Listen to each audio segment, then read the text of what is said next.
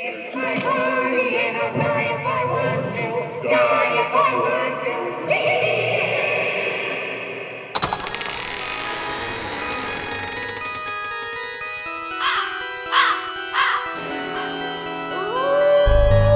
You're listening to That's Pretty Dark, the podcast where we talk about all of the entertainment that scared us as children and still haunts us as adults. So grab your flashlight and join us as we take a frightfully nostalgic look over our shoulders and under our beds and in our closets. And together we'll realize, whoa, that's pretty dark. Pretty dark.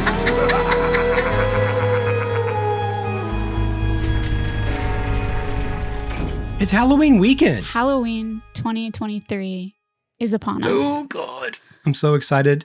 I feel like I've been working all October and I'm ready You to have. get me some spooky free time this weekend. It's going to be awesome. And I can't wait to go trick-or-treating with my nephew. We are very proud of editing Christian. He has made it through this marathon October. Woo, buddy. And reached the wonderfully, beautifully spooky finish line. I'm proud of you. You've done the same thing Oh, man. while sick for the entire month. Yeah. And see, the thing is, I'm never like sick, like with a cold that like I could take cold medicine and feel better. I'm like No, sick, it's like true. I need surgery and Which you've had. You've had surgery. Yeah, I've had one surgery this month. Haha, fooled you guys. You didn't Guys, even know. listen, she had surgery this month and we kept recording and you didn't even know.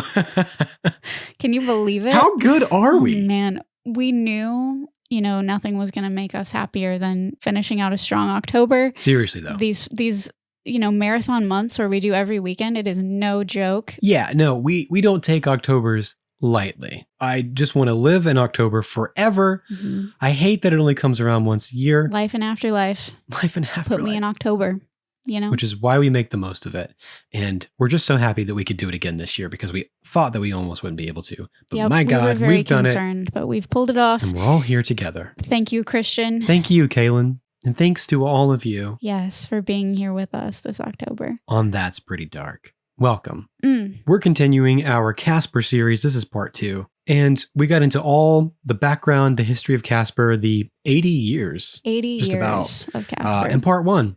If you missed that, definitely go get it. Go get We're it. going to jump right into the movie. And I'm just ready after all of that history to really talk about the plot of this movie because so many people have been telling us that they're watching it Yeah. this Halloween season. So I've seen that too. So great. That's so fun. Well, have you watched it 3 times like I have? Because I don't think you have. I think you've beaten all of us. Yeah, on I that beat front. everybody every time. I'm the best. Wow. Okay. To start us off, let's go ahead and set the tone for this evening.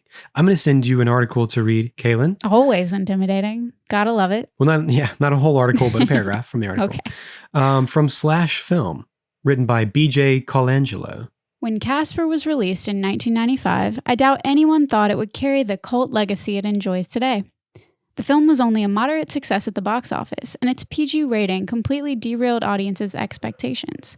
It was marketed as a heartfelt and entertaining way to educate children about death and what comes after, as well as learning how to appreciate those we have while they're still on this earth. Casper is often cited as nothing more than a children's film, with an animated ghost trying to find a friend for the afterlife. But few remember how depressing the film actually is, and its deeply examined themes of loss, grief, neglect, and the human's unwillingness to accept the reality of mortality. Yeah. Yeah. Which, like you said last time, guarantees this pretty dark film a place on our podcast. I find it funny that they said it was marketed as a heartfelt and entertaining way to educate children about death. I don't know that any of the commercials were like, teach your kids about dying. Yeah, I don't know. But, you know. I don't know what any of the... I mean, hey, it was the Stuff said. 90s. Anything's possible. Okay. One picture and more history. That's what I'm afraid of. So the film opens when 2 young boys sneak into the enormous Whipstaff Manor to take a Polaroid as proof that they were there. Oh man, do we have to do this? Hey, you want everyone in school to think we're chicken? I could live with that. You must, come on. It's very dark inside, but there are cobwebs hanging from the fixtures and grotesques lining the stair railing. And of course, there's the giant swirl pattern on the floor. It just wouldn't be a 90s movie if the location didn't have some over-the-top eccentricity like that. Mm-hmm. But I think a lot of this has to do with the rise in like Tim Burton's art style in the late 80s and early 90s. I think they were pulling a lot from that. But I'm going to leave that there, and eventually we're going to pick up those threads when we talk about some Tim Burton stuff. We've got a lot of Tim Burton stuff that's on our ledger. When the boys can't decide who should take the picture, Casper, seizing upon an opportunity for friendship, offers to take it for them. And as we learned in part 1, Casper is always looking to do kind things for others in his search for friendship. Now wait a minute, I gotta be in the picture too, or no one will believe I was here. Just shut up and take the picture. No, you take the picture. You take it. You. Guys, don't fight. I'll take the picture. But when he takes the camera and snaps the photo, the boys scream and run away, leaving us with one of the most obscure yet potent relics of all 90s fandom. A literal snapshot capturing the essence of 90s childhood fright and spooky exhilaration. Damn. I've seen this Polaroid in my mind so many times over the years, but I can never remember what it was from because I haven't seen this in a long time. Mm-hmm. So anyway, but to me, this image screams, pun intended, Friday night fun. Knowing you're about to gorge yourself on pizza and popcorn, hoping that you're going to get to Blockbuster early enough in the evening to still find a VHS copy of Casper. Those were the days. I know. I think I'm still looking for the mood That feeling of this movie specifically. Oh, for sure. We all are. With everything that I consume. Absolutely. That's why we have this podcast. We've both been chasing that high ever since that one fateful night sometime in like 1999 when we took our last Blockbuster trip and didn't know it. Oh, God. It was more like 2004, let's be honest. Who plays these two kids? Hey. These two boys that we never see again? I'd love to tell you. Tell me. These two boys, Nikki and Andreas are their names, are played by Chauncey Leopardi and Spencer Vrooman. Okay. Chauncey, who plays Nikki, has quite a few credits, including The Father of the Bride, Boy Meets World, of course, The Sandlot.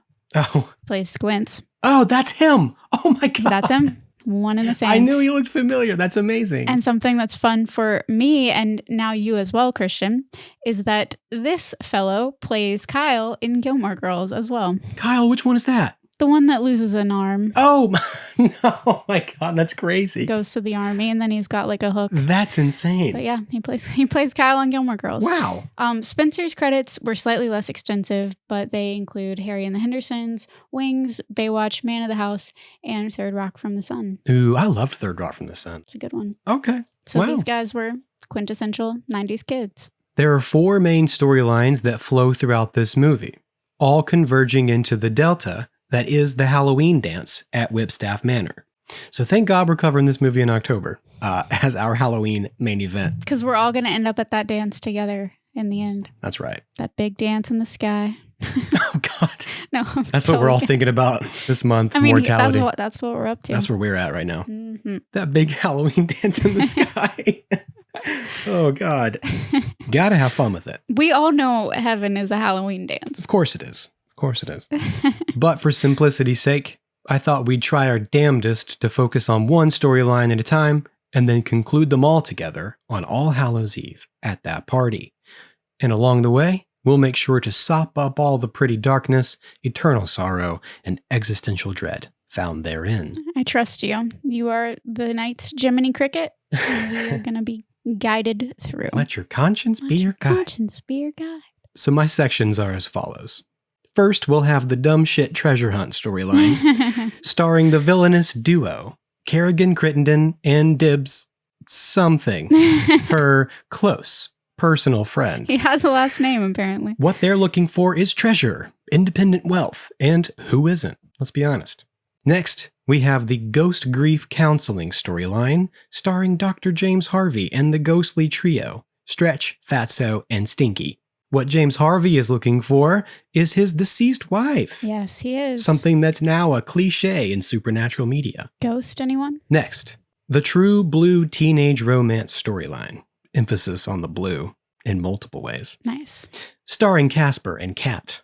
They are equally looking for friendship, love, and a chance to really live. Lastly, the school Halloween dance storyline. starring the blonde bully duo, Handsome Vic and RBF Amber. They're looking for, I don't know, accolades? What do bullies want? To feel I don't superior? know. None of us know. None of us really know. Hopefully none of you know what bullies want. I'm sure they just want the same things we do. They're just trying to get them in the wrong ways. They're just misguided. We've had a lot of bullies in our October on this show. A lot of big bully energy, you know? I think you said this last time, but this plot is a tangled web. Quite. You said something was a tangled web. Mm-hmm. Without James Harvey's search for his wife, there's no ghost therapy. Without Kerrigan's search for treasure, the Harveys never come to Whipstaff. Without the bullies, there's no Casper putting the moves on Cat, which means no discovery of the laboratory with the Lazarus and the vault containing the supposed treasure. And without the treasure, Kerrigan never goes to Whipstaff in the first place. Like I said, tangled web. So you're saying that this was a good script, in your opinion? It's a really good script that actually reads more like a novel. Yeah. With all the interweaving plots. I mean, I love it. No shade to the script. I really do. I mean, there think it's are really well done. certain details that have plot holes, but pretty much every movie has this. Mm-hmm. But with what they did and how much they threw at it, They were trying to make a lot of things happen, lot. clearly. It's honestly we have 4 storylines. good. And those are just the 4 you chose to highlight. those are just the 4 I chose. Right. Everything sort of fits into those. Mhm. Those are just the main ones. But like, yeah, the fact that everything is contingent on something else is really impressive. That's that good old J.J. Abrams kicking into gear. At its core, this is a ghost story. So it makes sense that the inciting event of the whole thing is the death of a very rich old man. Mm-hmm. In fact, a lot of people die in this movie. A lot. An attorney played by Ben Stein reads the last will and testament of the deceased, who is the father of Kerrigan Crittenden. $11 million. To the Save the Pumas Foundation, $1.2 million. To the Patagonia Ben Stein's the Foundation Fund, Bueller. Oh, yeah. Bueller. We know Ben Stein, don't we, guys? Don't we, listener? We know Ben Stein. Clear eyes for dry eyes. Man, Ben Stein. That commercial, so many It's times. the most annoying thing. But when they rinse off the eyeball, beach ball, know. oh, it's the best. No, I don't I mean, like it's the worst, but it's the Ugh. best. I don't like. You know, I can't do eye stuff. Are you into eye stuff? Nope. No, thank you, Ben Stein. No, thank you, Handsome Vic. As a daughter-hating philanthropist, the old man left tens of millions to different animal rescue foundations. We got Save the Dolphins, Save the Pumas, the Patagonian Wasp Salvation, I love the it. Dyslexic Dalmatians. I wrote that down. That was what I wrote down. I was like, he's giving money to the Dyslexic Dalmatians Foundation. That is a beautiful band name, and if it's not your band name, make it your band name. Mhm. Anybody out there, if you're looking, you've now found it. The Dyslexic Dalmatians. Yes. And you're welcome. He goes on to mention bobcats, owls, snakes, and finally, daughter Kerrigan. to whom he's left Whipstaff Manor in Maine. And And I'm late for lunch, so if you'll excuse me. She calls it a lousy piece of property, but it was lousy 50 years ago. Now it's condemned. There's so many good little like one-liners. Oh, the in this movie. one-liners, the jabs, the Oh, they're so good. insults even. Mm-hmm. What did she say? You're sweaty construction types, for Your Christ's sake. sweaty male construction types, yeah. That's, yeah. She's furious with her partner, servant, attorney, assistant, man thing, Dibs, hmm for not forging the damn will. And she throws the papers, along with the deed to the house, into the fire. The heat of the flames reveals a secret message, written in invisible ink. Buccaneers and buried gold, Whipstaff doth a treasure hold. Again, it just wouldn't be the 80s or the 90s without gimmicks like secret messages written in invisible ink. Invisible ink. Not to mention the Yep. hidden treasure storyline. I used to write stuff in invisible ink. Did you ever do that? No, but I did look up how Oh, to make it. Man, lemon juice, right? One of the options, yes. Yes, can that's use what I lemon did juice. as a kid. I remember because I was obsessed with all things like, secret agent and spy related. Oh, you were, and I thought yeah. I was You were a little secret agent and a spy. Nancy Drew? I loved Nancy Drew. Yeah. That was my whole shtick. And I basically, That's cool. I would make invisible ink and I would send messages to all my friends. That's really cool. Yeah, I looked up how to make it because I wasn't as cool as you as a kid and I never did it. So it's actually really simple. Like you said, you can use lemon juice if you want to, Mhm. but I found a little bit more of a complete list from an article called How to Make Invisible Ink by Sarah McClellan. for a site called Little Bins for Little Hands. Well, what more could you ask for? It's like children's like science project, like at-home science projects and stuff. Bookmark that for real. Yeah, honestly. Lemon juice, apple juice, onion juice, wine, vinegar, milk, cola, and even bodily fluids. Yeah, I've heard that as well. I also read that you can mix equal parts baking soda and water from a different source. I think that's the one I would do because it feels more like sciencey. Like, yeah. I'm not understanding the milk. It was just, I don't know. I can't explain it. I'm not a scientist. I have no idea. You're no Bill Nye or no Ben Stein. Ben Stein or Bill Nye. The reason for this, according to that article, is because, quoting, these are organic inks that change the fibers of the paper so that the secret writing burns at a lower temperature and turns brown faster than the surrounding paper when exposed to heat. You literally just told me you didn't know, and then you told me the exact reason. Oh, well, you asked about milk specifically. I don't know. I did, but I don't know the makeup of. You're like, I don't know. It's not this, and then I don't know if it's like when you were like the other. What episode was it? You were like, if Baby Kaylin was going to explain this, and it was like the most poetic, beautiful thing ever. I was like, wow, damn, Baby Kaylin was pretty verbose and articulate. You know that she was though. That's also not an true. exaggeration. That's also true. You were making invisible ink. You were pretty smart. That's why you scared your parents' friends. Oh yeah, you were writing them death threats in invisible death ink. threats in invisible ink and passing them to them in like the church parking lot or something. It would just read like "got milk," and you'd be like, I don't know. And then I come up tiny baby Kaylin with a milk mustache. What a great commercial for Big Milk. We should pitch that. Invisible ink commercial, you mean? Not baby Kaylin, obviously. I mean, all of the above. All of the above. No. Please no. Do you want to know about the more complex types of invisible ink? Oh, sure, I do. Is that more of a tangent? Get it. Well, you got it. Let's do it. Well, the kitten's good. The more complex types of invisible ink are called sympathetic inks. And these are the ones that require a specific substance called a reagent to reveal the message.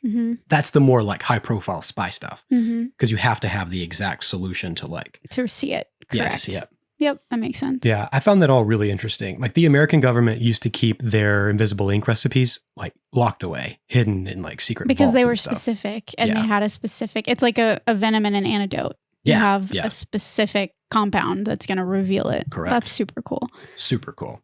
So Dibs reaches into the fire for the deed and he burns his hand. And like we said, the punchlines in this movie are top notch. He says, Kerrigan, I think I need a doctor. Oh, there's plenty of names. which is a great transition to them arriving outside the gates of Whipstaff and it's storming. And he asks, what do you think? What do you think? I think you're going to get wet. I think you're going to get wet. It's just brilliant. The writing is so clever and so good. Like we talked about last time, it was written by two women who had experience primarily with animation. Right. So it feels like a cartoon where every, line has a reaction. Every line has a punchline. Yes. Every line, there's that tennis match of the back and forth. Lots of like smash cut type stuff where one line will send Optical you to the flip. next. Yeah. Yep. But before we get any further, who plays these dumb shit characters? Hey, I got all the info that you need and probably plenty more. Our villainous duo. Kathy Moriarty plays Catherine Kerrigan Crittenden, Yeah. who is a glamorous, treacherous, and greedy woman, as you have described. Ooh, I like that. I'm about to hit you with a very long list of actresses that were supposedly considered to play Kerrigan Crittenden. All right. I have no way to verify whether this is true or if it's just a list of actresses with similar tones and abilities that somebody compiled on the internet and decided. But either way, it's kind of fun to imagine the various alternative Kerrigans. Who would you cast? Options that were listed, and I can't imagine they considered all of these, include Sigourney Weaver, Debbie Mazar, Michelle Pfeiffer, Sandra Bullock, Nicole Kidman, Kelly Preston, Leah Thompson, Stockard Channing, Gina Davis, Tilda Swinton, Elizabeth Perkins, Fran Drescher, Jamie Lee Curtis, Heather Locklear, Jennifer Tilly, Renee Russo, Terry Hatcher, Glenn Close, Kathy Najimy, Oh, wow. Carrie Fisher, Rebecca De Mornay, Jennifer Jason Leigh, Miranda Richardson, Sharon Lawrence, Elizabeth Shue, Robin Wright, Jo Beth Williams, and Kathleen Turner. Oh, my God. That's wild. Again, no idea if that's accurate, but when I saw the list, There's a I was few like, of those I could see. wow. Can you imagine Jamie Lee Curtis as Kerrigan? Not her. Or like Gina Davis as Kerrigan? Yeah, there's or some that I could see and some that I can't, for sure. I could see Sigourney Weaver. Yeah, oddly. Fran Drescher would have been a whole different Kerrigan. I could see Michelle Pfeiffer. Mm-hmm. Or maybe I just would have wanted to see Michelle Pfeiffer. You know what I'm saying? As for Kathy, though, Joe Pesci gave her big break when he found her in a beauty contest at a bar and he invited her to audition for Raging Bull in 1980. That's awesome.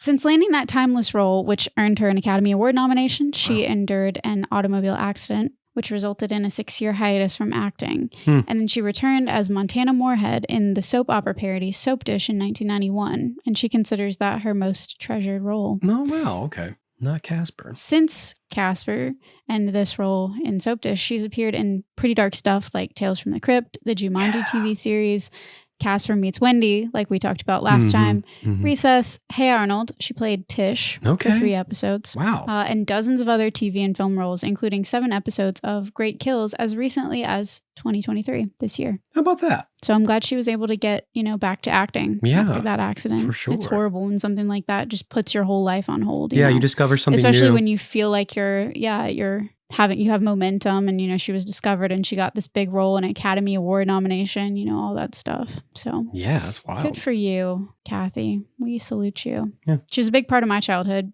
in Casper Meets Wendy, honestly. As for Dibs, oh, Monty Python, man. supposedly his character's name is Paul Dibs Plutzker.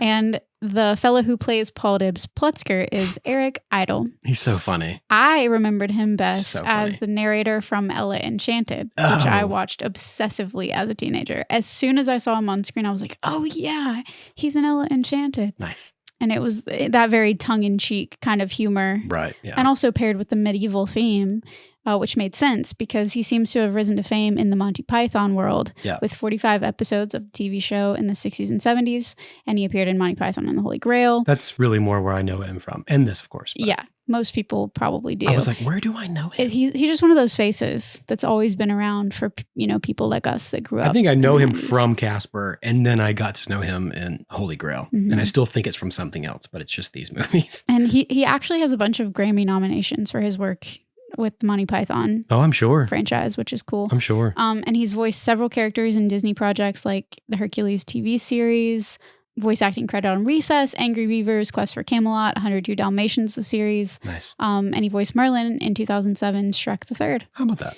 In 2022, he competed as Hedgehog on Fox's The Masked Singer, which I have personally never watched, but I am beginning to understand the appeal. No, I've never seen it. Because it would be really fun to watch somebody for the season and then they take off their hedgehog mask and it's Eric Idle, somebody like that that's iconic and I can see had that. all these different roles. I can see that. So, wow. Eric and Kathy. And apparently they had a lot of fun behind the scenes with one another as well. There's an interview that you guys can check out. That's pretty funny. You always kind of hope that they have a good working relationship and that it's not all acting. You hope that some of it's genuine. I feel like they did. They had that chemistry. They went back and forth with each other, and they probably, the way that it was kind of presented in that interview, they probably got each other in trouble a good bit on set. Nice. Well, that's how you do it. So, arriving at the house, they go inside for a very similar scene as the boys before, meeting Casper, who begs them not to scream. Hello? Huh? Show yourself. Here's the thing. If I do, don't scream, okay? I get that a lot. This is because it will only wake the other spirits, who drive Kerrigan and Dibs out of the house. Hi, I'm Casper. No. Shh, you shouldn't do that. Or you wake up. Too late. So now we recognize that there's something of a hierarchy in place, or at least a community. Casper is a ghost, sure, but he's a friendly one. The others, well, not so friendly. Not so much. And it is really fun to see these villains get afraid of the ghosts. Like, she's super hot-headed, he's bumbling and injured the whole time. Like, he catches his cast on fire with the lighter, which made me laugh. But they're still just as equally terrified of the ghosts as everyone else in this universe. The human or not. That is the equalizing factor, the control of the experiment. Mm-hmm. Everyone is afraid of ghosts, except Father Guido Sarducci. My favorite Knew character. you were gonna go there. My favorite moment of this entire movie, and it happens in the first 5 minutes. In an effort to remove the spirits from the house and get to that hidden treasure, the villainous duo try exorcism, extermination, demolition, and lastly, psychotherapy. Why is therapy always the last resort? Always the last resort. Every time. Even after demolition. I mean, come on. It's like, I tried to kill myself, but, well, I'm just going to try therapy now because that didn't work. Yeah, we always try demolition first. It was more of a cry for help. Dummies. Why do we do that to ourselves? But first we have exorcism with Father Sarducci, the most hippie priest there ever was, with his cigarette and his tan sunglasses, carrying a Bible and a lemon for some reason. You never know when you might need some invisible ink. You're right. Maybe that's it. So tell me, you have experience. I have quite a bit of experience. Not, like exactly doing it, but I've studied it. And I talked to people who have done it. I've seen the videos, and I feel very confident that with my knowledge, I could do it, no problem. Then you can handle this. It's no problem. It's like no problem whatsoever. Piece of cake, piece of crumb cake. This just feels like our approach to podcasting. Yeah, it does. He's played by a comedian named Don Novello, and he created the character of Father Sarducci in 1973, appearing in underground comics and a number of comedy TV shows. And he also played the character on Saturday Night Live. 31 times, the most appearances of all recurring characters. Wow. Yep. Wow. Like a modern day equivalent would be Borat, Mm-hmm. especially because he committed to this role so thoroughly that he was arrested in Vatican City for impersonating a priest. Whoops. Isn't that insane? That's really the one place that Father Guido Sarducci does not need to go is the Vatican. I know. But hey, man, that publicity, those publicity stunts, and they were filming the whole thing. Nice. They were doing a photo shoot or something. If you have the lemons, you make the lemonade and the invisible ink. When God gives you lemons and a Bible and you purchase your priest garb at Party City. a priest thrift store, go try to exorcise spirits from a house. No problem. I can do it, no problem. Not only do the ghosts vomit on Father Sarducci, Yeah. but they also twist his head completely around. Another nod, if you will, to The Exorcist. A nod. A nod. I'm so funny. Next, they attempt an extermination by calling in famed Ghostbuster Ray Stantz, played by Dan Aykroyd. Who are you going to call? Someone else. And when that doesn't work, Kerrigan calls in the demolition crew. Are you sure we're not going a tad overboard here? Dibs, I have huffed and puffed. Now I want to rip this place down. I want my treasure. They can't haunt a pile of rubble, for Christ's sake. But not even these sweaty male construction types are brave enough to stand up to a mansion full of haunts. And they all flee the grounds, hoofing it to safety. And do you think this was Range Rover product placement? It had to have been. When it's just clearly in the shot and then the wrecking ball I comes? noticed that. I noticed that it was very like, obvious. Oh. This was getting into that golden age of product placement. Well, like we talked about before, I mean, Spielberg... With, E.T. and such. Spielberg kind of invented the product placement thing. Like, he made We're it. back. Yeah. That was all a Spielberg thing. This was his reign of product placement. You were just kidding. Honest. Oh, every time. All I want's a friend. And this is where this storyline begins to introduce the others, slowly. Despite so much recent activity, all of a sudden, Casper has yet to make any new friends. So he's bored and depressed and channel surfing on the TV, a scenario we're all probably very familiar with. Quite. Back when I had, cable with channels. First, some Mr. Rogers. Of course. Then, what I'm assuming is an old Casper cartoon. Yeah, I thought so. People are going, duh, you idiots, of course it is. Followed by an episode of Hard Copy with Terry Murphy, which was a real thing. It's a news story about Dr. James Harvey, therapist. To the dead? To the dead? Are you depressed? Are you anxious? Are you lonely? Do you need someone to talk to? No problem, if you're a ghost. Ghost psychiatrist. I love it so much. To the living impaired. To the living impaired. I know. Which God, is great. They're not even like puns. They're not even plays on words. I don't know what it is. It's just really It's just funny. clever. It's just clever. It's a cynicism. There's that cynicism. Yeah. There's that sarcasm. It's just very much that Satire, I suppose. 90s satire. Yeah. But this is the example of how you run a fictional news story in a movie. And it's because they use a real newscaster with her own show. But you see this kind of thing in movies all the time, and nothing even comes close to touching the realism of this, thing, as ludicrous as it is. Mm-hmm. So everything with Dr. Harvey, spot on. Like we said, the jokes, the humor. He's talking about unfinished business and finding out what's haunting these ghosts. It's all the right kinds of cheese. But do you think they'd be allowed to air footage of Kat, a minor? I thought about that too. Because they say her name, where they're living, Santa Fe. Yeah. They show her school. That's pretty rough. I don't think they would actually do that. I thought it was intense. I don't know that they would go to those links. They show minors all the time, but yeah. But you don't know who they are necessarily. No, they don't. Or where they live. Triangulate them. Yeah. I don't know. It stood out to me, but we need it because this is when Casper falls in love at at first sight. So he rides the power lines to Kerrigan's hotel room, where he flips the channel and literally moves the TV across the room so she can't ignore it. And we don't see the product placement in the scene, but she does order a pint of rum raisin Haagen-Dazs and a Diet Pepsi.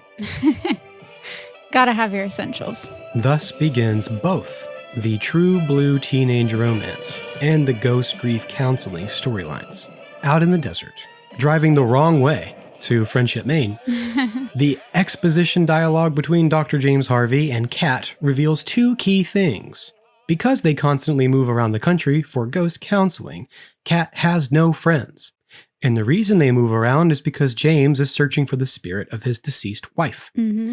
This makes Kat compatible with Casper, but makes Dr. Harvey susceptible to the whims and the antics of these restless spirits. Because he has his own ulterior motive. That's right. And I mean, you try explaining afterlife therapy to a bunch of junior high kids.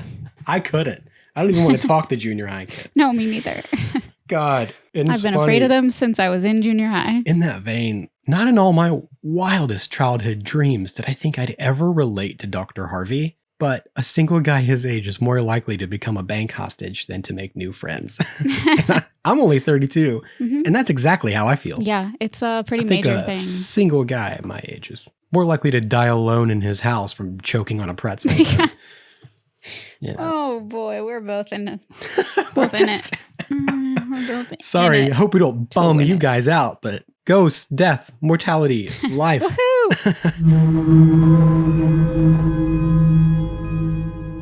Well, I know that I use the word legend a whole lot on this show, but if I don't use it for Christina Ricci, then what are we even doing? What are we even doing with our lives? Let's just close up and go home. Christina stars as Kathleen Kat Harvey, James's 13-year-old daughter. Yeah. Of course, she made her debut in Mermaids at 9 years old, and she had already found success as Wednesday Addams in the Addams Family movies beginning in 1991. Mm-hmm. So now she's doing Casper, and Now and Then had yet to release. It would come out in October of the same year as Casper. Gotcha. So she had two big movies this year. Yeah, wow. And I'm going to hit you with another long list of actresses that were considered for the role. Okay, yeah. Allegedly. That's fun. Thora Birch, Anna Chlumsky, Kirsten Dunst, Jennifer Love Hewitt, Catherine Isabel, Scarlett Johansson, Anna Paquin, Natalie Portman. They were all considered to play Kat. Talk about competition. Yeah, I could see Natalie Portman for sure. Christina Ricci, who was 15 at the time, had never seen a Casper cartoon before she signed on to the film. Well, I mean, yeah, that makes sense. And she regularly had to remind Brad Silberling, the director, that she was born in 1980 because she felt like he was always making references to things from the 1950s. Yeah. Christina won a 1995 Young Star Award for Best Performance by a Young Actress in a Comedy Film for this role. Nice. And just a few of her many roles after Casper include independent ventures such as Buffalo 66, The Opposite of Sex, Pecker, Prozac Nation, Pumpkin, and Monster. And she also starred in 200 Cigarettes, Sleepy Hollow, yeah. Anything Else, Cursed, Penelope, Speed Racer, and in 2021, she had a supporting role in The Matrix Resurrections. Oh, yeah. She also spent time on TV, appearing in several episodes of Ally McBeal. She received an Emmy nomination for a guest role on Grey's Anatomy. Wow. And she produced and starred in the series The Lizzie Borden Chronicles in 2015 and Z, The Beginning of Everything in 2017. Yeah. Yeah. And in 2021, she began playing Misty Quigley on Showtime's Yellow Jackets, which I still haven't watched. And I want to. Everyone tells me I should. Yeah. And for that, she received her second Emmy nomination for Outstanding Supporting Actress. That's great. She was in a Doja Cat video a few years back. And of Nice. course, we also all know that in 2022, she appeared as Marilyn Thornhill in the Netflix series Wednesday. That was so fun to have her in that. Yeah, she's great. She's always been one of my favorites. Me too. Man, dude, Black Snake Moan is just one of the craziest things Black I've Snake Moan. ever seen in my whole I life. meant to put that on the list that I just read to you, but yeah, Black Snake Moan as well. That movie blew my mind. Yeah, she's pretty unreal. And I think it's so cool that she got her start so young. Mm-hmm. And even, there are a lot of rumors around online about how by the time she was on Casper, she was already trying to age up and age out of this stuff. Oh. There are a lot of rumors that say that she, was kind of done because she's playing a 13-year-old character, and she was 15 at the time. So, Well, she looks so young. She always looks so young. I mean, that's great for an actress, but Even when you're in that Sleepy age, Hollow, she looked. it's hard. She looked way too young in Sleepy Hollow. She to be did. crushing I remember on. we talked about that when we watched Sleepy Hollow together. I love her though. She's great. Yeah, she's awesome. And this is just such a cool role. Like the daughter of a ghost psychiatrist. I know, and she gets to be moody and throw her weight around, but she's still cool about it. Yes. We talk about it a lot where there are these roles where the kids are portrayed as smarter than their parents. And that was really common in the 90s. The parents don't really know what's going on and the kid kind of has things figured out. And Kat is that kind of character. She's very grounded. She's very real. And she's very, she knows what she wants. And she also almost feels the need to take care of her dad with, the loss of her mom and everything too. So she's always trying to bring her dad's feet back to the ground as well. Mm-hmm. While looking after herself and being latchkey and all that fun stuff. She's quite the latchkey kid.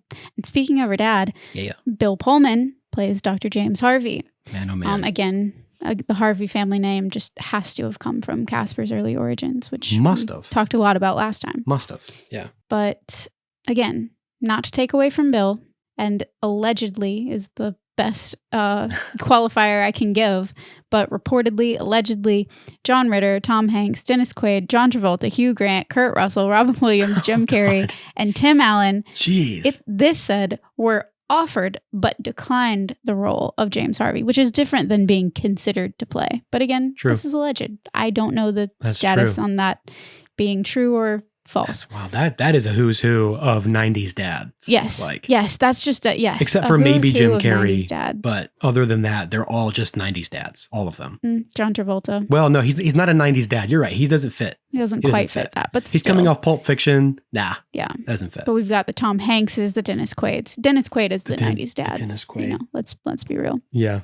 I want to be careful to make sure that we don't make Bill feel like he was second fiddle, though, because I've seen over the course of this last month on social media plenty of comments talking about Bill being a lot of people's first crush after watching Casper. What?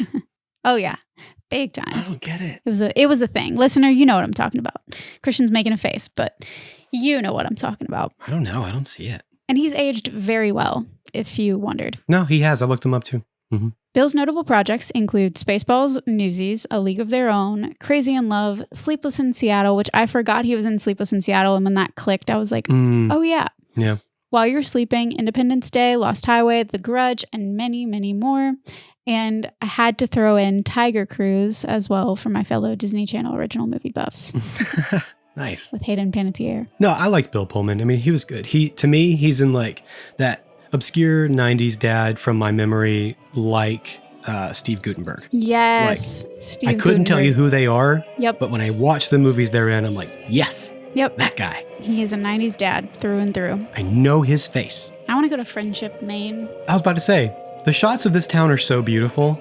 I love New England. I miss being in Massachusetts so much. They're in Friendship, Maine, they say, which is a real place. Mm-hmm. But they're actually in Camden, Maine. Like we said, this is where most of the filming, on-location filming was done. Mm-hmm. But apparently, I read that the crew stayed in Friendship during filming I read that too. and then just traveled into Camden because they're so close.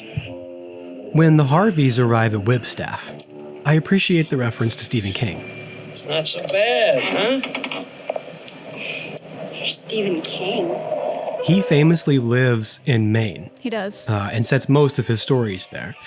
And this is still just the beginning of the references in this film to all kinds of pop culture. Well, the villainous duo give them the old good luck, good night, and goodbye, and the Harveys settle into their new situation. Kat goes looking for a room and stumbles upon the chamber of the ghostly trio. Their names are carved into the headboards, because why not? Stretch. Fatso. And Stinky. But the room she ultimately chooses is Casper's, of course. Dad, I found my room. And she lies on his bed, and Casper is thrilled that there's a girl on his bed. There's a girl on my bed. Yes. So sweet. All this time, he's been rehearsing what to say to Kat to introduce himself. He only has 4 fingers, so he does the whole, like, sup, give me 4, and says, God, I'd kill for a pinky. Am I wrong for thinking that this is one of the many innuendos in this movie? No, I think it could be considered. It might be. If you're creative, I Yeah. think it could be considered an innuendo. God, he'd kill for a pinky. Ugh. Their official meet cute comes when she accidentally tosses a ball of socks into his mouth, which he then spits back at her. And startled by this, she turns to face him Hi. and promptly passes out. Man. I mention this in detail because we used to watch this movie a lot, and the question was always like, oh my gosh, what would you do if you were in your room And a ghost and like this happened? appeared. You were hit by something or like whatever. Yes. It was fun late night conversations. It's a very iconic scene. It just, Christina Ricci's whole vibe. So Casper fills himself with water from the sink and then wrings himself out like a rag to wet her face and wake her back up. Cartoon logic. Yeah, I watched a couple older Casper cartoons, and it wasn't uncommon for him to be filled up by liquids. Water, yes, often. Yeah. He acted like a sponge more than a ghost. And, she wakes up and she screams the most high-pitched scream of all time, bringing in Dr. Harvey for a quick check for ghosts routine to show her that there's nothing to be afraid of. But of course, when he sees Casper himself, he yells out in terror and carries Kat down the hall and hides her in a closet for safekeeping while he hunts for the ghost. And as a kid, his reaction was just funny. But as an adult, it kind of checks out. Like, it's one of 2 things for me in my analysis. Either he's a bona fide charlatan who has never found proof that ghosts actually exist, so he's just morbidly making money off of people who believe that ghosts are real, which many people have done for hundreds, if not thousands Yeah, of years. probably a lucrative business, but Yeah. a sad prospect. The grief business is rather lucrative. Yep. Or he does believe and is holding on to hope despite never finding proof before now. I'm going to go with the second one. Me too. I was going to say, I don't think he's necessarily a fraud. He's doing what we all do. He's working with his head down and just hoping for success, hoping that everything turns out fine. And then one day, bam, there's a ghost, an actual ghost. Bam. So his surprise and his exhilaration and fear is just the accumulation of all these emotions crashing together at the center of his own consciousness, making his make-believe, play pretend career a reality. Like, oh shit, this is actually... Yep. It just got real, and now I have to figure out how to handle it. This is the real time. And I was going to make that comment too, because when Kat meets Casper, she's obviously surprised to see a ghost in her bedroom. Yeah. However, when she tells him that she saw a ghost, when she tells her dad that she saw a ghost, he does the typical parent thing, all the parental checks under the bed, the closet. Right. That gesture, at least, feels kind of empty to me because he brought her to this place To communicate with the ghosts. telling her that ghosts are real. Yeah, you'd think he'd and be like, under really? the whole guise of this is happening. Yeah. But that even, I think, goes to show just how, maybe how poorly it's been going for him, that he even takes convincing, after the reality sets in for Kat. I think you're right. But that always bugged me a little bit, that he even though he's been trying to convince her this whole time, the minute she gets on board, he's doing the checks and, telling her ghosts aren't real and that is interesting. doing the parent thing all of a sudden. Mhm. And I get it too a little bit because it's like when I'm, when somebody around me is panicking, I'm not going to panic as much because I need to take care of them panicking. Yeah. It's probably a little bit of that where it's like, I can be the one that thinks there are ghosts here. Yeah. If you think there are ghosts here, then I'm going to have to fix that. I got to take care of you. Right. Yep. I got to take care of you. I get that. Yeah. He makes sense. It's confusing and it's complex. It's complicated. And she even tells him, Dad, please do not think I'm as crazy as I thought you were. Yeah. That's such a good line. Such a good line. And just when it seems like he'll finally find what he's been looking for all these years, he finds far too much of it in the form of the ghostly trio, returning home from chasing the ponies down in Belmont. Man, them ponies run faster when we go down to Belmont. Ear flicker. And I think this is referring to the Belmont Stakes, which is a historical horse race at Belmont Park in New York City. There we go. I don't know anything about it, but Google told me that the races typically occur in early June, not October. Whoops. So maybe there's a different kind of race. They're betting on the ponies. That's the same thing. I don't know. Who knows? And when Casper fails to keep the trio out of the house, they burst inside to scare Dr. Harvey silly. He passes out just like Kat. And in one of the grossest, most memorable moments from my childhood, they each dive into his mouth to, I guess, possess his body. Mm-hmm. And when he goes to wash his mouth out in the sink, there's just something about it that's always made me feel weird. Yeah, I don't like it. It's violating. Yeah. If they are attempting to possess him, it's a really kind of sick thing to think. In your own body, something's going to possess me. Yeah, it's gross. No thanks. I tried my best to describe this feeling that I have felt since I was a little kid. And I think it's like when you eat too much and your stomach hurts from being stretched out too far. Only it's full of frozen marshmallows.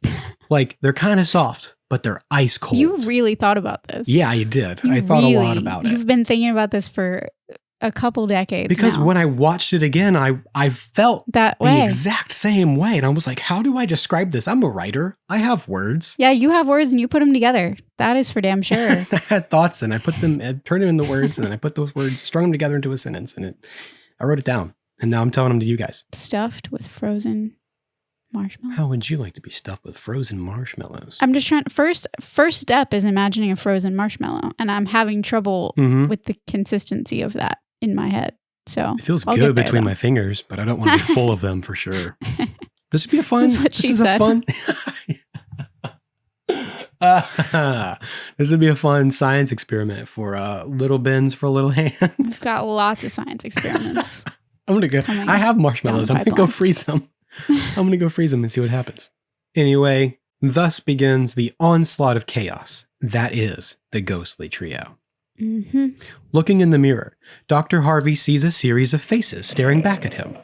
First, Clint Eastwood. Of all people. I'm gonna kill you, your mama, and all her bridge playing friends. Then Rodney Dangerfield. You think you got it tough? I got a facelift. There was one just like it underneath. And then Mel Gibson.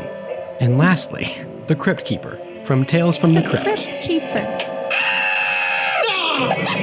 Voiced by John Cassier, who also voiced Raymundo Rocket. If you guys haven't heard our Love that. Rocket Power I think we talked episode. about that, when we did our Rocket Power episode. The night before, yeah. I read that one of the faces was supposed to be Spielberg. Yes, I was going to point that out. His cameo was cut for pacing, apparently. And he said he never felt comfortable in front of the camera. Yeah, he was glad. Yeah. I get it. I mean, it would have been fun, but... Boy, do I. But it also works because, I was trying to think about this too. It's it's a rule of 3 with a surprise alternate fourth that you never see coming, which is what makes the Crypt Keeper so funny because it's the last thing you would expect after seeing these 3 faces. It's like one of these things is not like the others. As far as the ghosts go, Casper, the titular character, is voiced by Malachi Peterson. Yeah. Apparently, one of the hardest tasks on the movie was finding the right voice for Casper. And to that I say, duh. Right.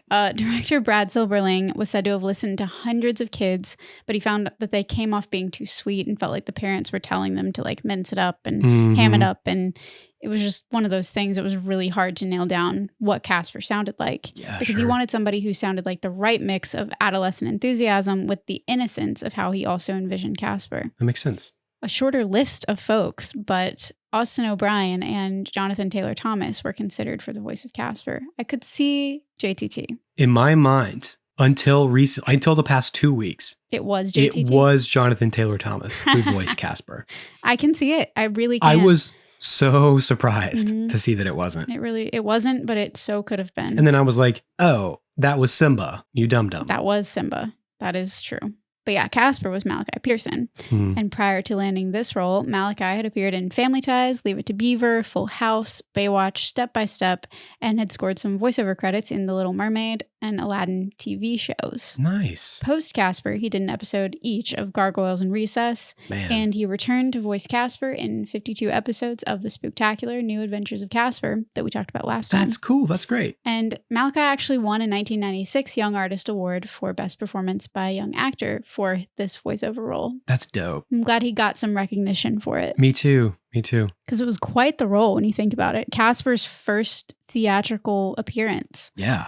Joe Napote voices Stretch, the leader of the Ghostly Trio. Yeah. Joe is a stand-up comedian turned actor, and he's best known for starring as Frankie Waters in NBC's Viper for 5 seasons in 1996. Oh, cool. Not all 5 seasons were in 1996, but you catch my drift. Talk about binging a TV show. He's appeared on shows like Happy Days, The New WKRP, The Jeffersons, Normal Life, Northern Exposure, Murphy Brown, and more. Wow. All right. And he's also, from what I could read, published a children's book called Eggy Yolk and the Dirty Rotten Dozen. Oh, that's cool. I want to check it out. Of course, Brad Garrett provides the voice of Fatso, and you probably best know him from his 210 episodes of Everybody Loves Raymond, which he landed just after playing Fatso. Wow, that's cool. But he got his start in the voice world, having worked on Transformers and Hulk Hogan's Rockin' Wrestling in the 80s. Wow, all right. He's also had roles in everything from Roseanne to Seinfeld to The Mighty Ducks, Dexter's Lab, Bug's Life, An Extremely Goofy Movie, Recess, Buzz Lightyear, Star Command, Kim Possible, Bear in the Big Blue House, Finding Nemo, Ratatouille, Underdog, Till Death, Finding Dory, This Is Us, Jeez. and as Eeyore from Christopher Robin in 2018. Oh, wow. That's with awesome. still more in the works. So he's a very recognizable voice, obviously. Yeah. And I always knew his face from Everybody Loves Raymond. Love that but Raymond. He's been in so many things. Like you can watch any number of random animated things from that time period and you might hear of him. Yeah, great voice. And similarly, maybe even more of an animation titan, Joe Alasky is the voice of Stinky. Mm-hmm. He unfortunately passed away in 2016, but he had over 160 credits to his name. Wow. And he had a knack for recreating Mel Blanc's famous characters, including Daffy Duck, Plucky Duck, Sylvester, Marvin the Martian, and more. That's awesome. He voiced Yosemite Sam in Who Framed Roger Rabbit. Wow. And he was the voice of Grandpa in Rugrats Vacation, Rugrats in Paris, Rugrats Go Wild, and the All Grown Up series, or at least most of it. That's nuts. Duck Dodgers. He did a whole bunch of stuff, and he was really, really famous for being able to recreate those Mel Blanc iconic voices. Thanks for your contribution, dude. Yeah, rest in peace, Joe. It's awesome. It's kind of funny. 2 of the 3 ghosts were named Joe. Old Brad was the only holdout. How about that? Them's the ghosts. More people who just soundtracked our childhoods Yes. with their voices. And most of them, if not all of them, did reprise their roles as the ghosts in other Casper media later. Yeah, that's cool. I could see why. They just fully embodied, the whole personality. Mm-hmm. Now that we know who they are, it's time for some nonstop nonsense. I'm going to hit this all rapid fire as best I can. Fatso is caught showering. Dr. Harvey catches his foot in a bucket. Stinky sends the ripple down the rug with the sound of a freight train and then breathes in his face with the smellogram. Smellogram. Lots of people quote that. There's the California roll with the rug. Fatso calling cat a closet case. Yeah, is Little that a bit of thing? yeah. I don't like it. The Three Musketeers, all for one and one for all. Catch your pants before they fall. There's the runway joke, the Marky Mark reference. I was going to say Marky Mark. Marky's not. Marky's not. The sword fight with the plunger, the canes, the umbrellas, and going into sudden death overtime. Which was a huge CGI scene. Oh yeah, enormous. I mean, this is all over this house. Crazy, the heavy lifting. And finally, Dr. Harvey disposes of the trio with their family vacuum. Get back. What the hell is that thing? Which I believe is another Kirby. I'm not certain. It is a Kirby. Yeah? It's a Kirby. Okay. Yes, I wrote that down Nice. because I wanted to make sure that we pointed out that this iconic vacuum from all of our childhoods is another Kirby vacuum. And I remember this being a very controversial moment in my household when Fatso said, "Great pun, perfect joke." But my parents were not a fan of that kind of language. And that's one of the things that slipped through the censor. Along with, well, I don't know if they let Stretch say, "What the hell is that?" But he sure did. He does in the movie, but I don't know if he did on TV. On TV, yeah, I'm not sure. I'm definitely not sure about that. But I have no It idea. surprised me to hear both of those, I will say. There's a lot of language. I mean, we heard the word bitch multiple times. Multiple times. Damn, hell, sucks. Which is really the furthest you can take it before you probably crank it up to PG-13. Honestly, yeah. I mean, this movie could have been PG-13. It would have been really fun. I really kind of wish that it had been. Yeah. Now, looking back at it. But It should not have been PG. But of course, with all of the old-timey Casper, integration, Yeah. I think that pulled it back down to a PG level, too. And speaking of things that probably passed the censor, when the ghosts are trapped in the vacuum bag, grumbling and struggling, Stretch says, "Who's got their pointy head in mind?" Who's got that pointy head in mind? That's not my head. That's not my head. Yikes. Yeah. Yikes. Well, next, we have the famous and infamous breakfast scene. It's a big one. And this is really the kicking off point of all the individual storylines of the True Blue teenage romance, the ghost grief counseling, and the school Halloween dance. Because Kat is sent to her first day of school immediately following this scene. Being first thing in the morning, Casper and Kat finally get a chance to talk alone. Morning. Oh, no, please don't scream. I promise I won't hurt you. I'm a ghost. Yes, I admit it, but I'm a friendly ghost. You have to trust me. If you scream, you'll wake up my ankles, and they get awfully creaky. And we get to learn a little more about the character and the physics of Casper. He's cold to the touch, and he thinks he's made of the tingly feeling you get when your foot falls asleep. Yep. I have that written down because I think I'm made of that too, Casper, especially for the past month. He can turn invisible at will, and he can not only interact with the physical environment, but he can also make breakfast. Seriously, Casper, let's be BFFs. I know. I love breakfast. Can you imagine a Casper to just make breakfast? Always like, Ugh. what do you need? Can I get you something? How about some orange juice? But leave the pulp. Yes, please. Leave the pulp, Casper. I like the pulp. And he seems to have a lot of experience making breakfast, which made me kind of sad for kid Casper because Well, he makes their breakfast every morning. now that he's a ghost, I guess. Are you saying that he learned it all once he was in the afterlife? Probably. Well, when Casper flies off to get Dr. Harvey a newspaper, the trio arrives, riding in through the ceiling like helicopters, chanting the tune to the right of the Valkyries. I love the smell of fleshies in the morning. And when the window shutters roll up, letting in a very bright beam of sunlight, they fully commit to the bit of melting like the Wicked Witch of the West from The Wizard of Oz. This combined with the whole vampires versus sunlight trope. But they aren't really gone, much to the disappointment of Dr. Harvey. They demand their meal of Casper, who brings them heaping plates of what just looks like the best dessert ever. Add gummy worms to that, and I'm sold. And when they do eat, it simply turns to mush in their bodies and falls to the floor. These messy piles of waste. Gross. Icky. Gross. I mean, it's nasty. Yeah, For real. don't like it at all. And it just, to me, I'm also like, the ADHD in me is like, you go to all that trouble to make all that food. And the ghost can't ingest it. No. It's just getting dumped on the floor. I guess they just taste it, and that's the whole point. If they can, even. Or they just make him do it for the hell of it. Ghost physics, man. They also sleep, apparently. So what do we know? We know nothing. I don't know anything. This is a whole new world. A whole new world. A whole new afterlife. What the hell do you think you're doing, Bullbed? This floor used to be dirty enough to eat off of. But we have company. Oh, yeah? Well, company loves misery. Boom! Well, they bully Casper, as usual. So Kat comes to his defense, and all parties resort to name-calling and insults. Reminds me a little bit of our previous president. Just a little bit. It's what you do. Company loves misery, though, you know? Dr. Harvey quickly sends her off to school and tries to level with the trio, who respond by, I think, defecating on him. I can't tell, but it looks different from the vomit. That was the vibe. Yeah. Let's go ahead and quickly address the school Halloween dance storyline. Watch it! Kat goes to school, and we meet the blonde bully duo. Hey, Amber, wait up!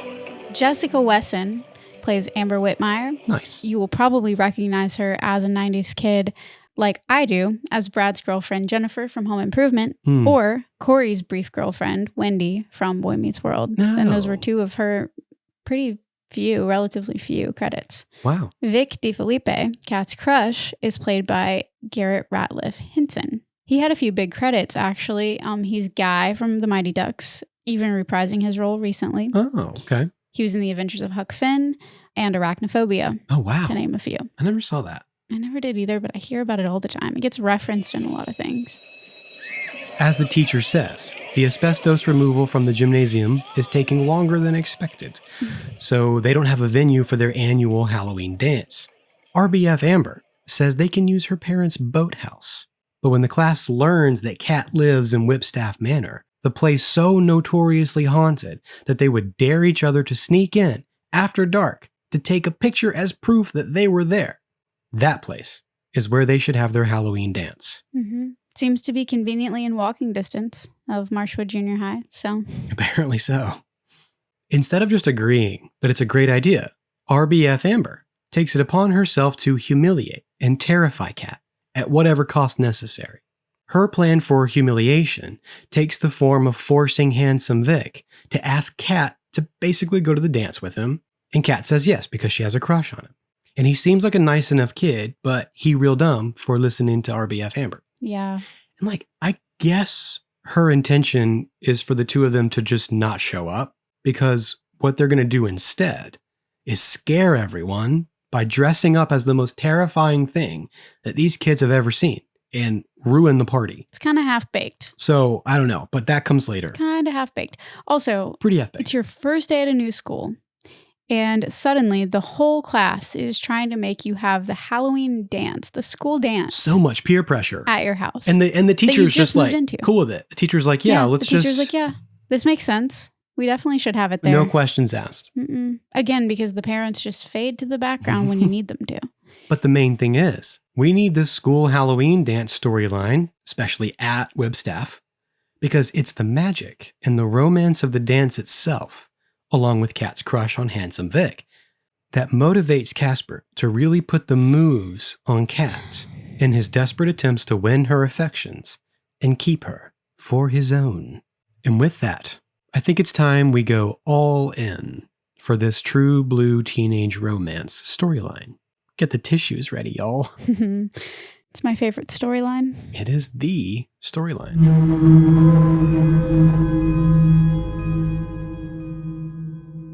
After making Kat's breakfast for her first day of school, Casper follows her to class. A little bit stalkery. A little bit. And while she's being laughed at by her new peers, Casper is tying all of their shoelaces together. So when the bell eventually rings and everybody gets up to leave, they all fall down. You get that quick cut. Yep, we all fall down. It's just a smash cut after that. It's pretty funny. I did not see it coming even though I watched him tie all their shoelaces together. I was just distracted when I first watched it. And dude, when they all hit the floor. And then, when Handsome Vic comes to ask Kat to hang out at the party. If you're not hooked up with anyone else, want to hang out with me at the party? If you're not hooked up with anybody.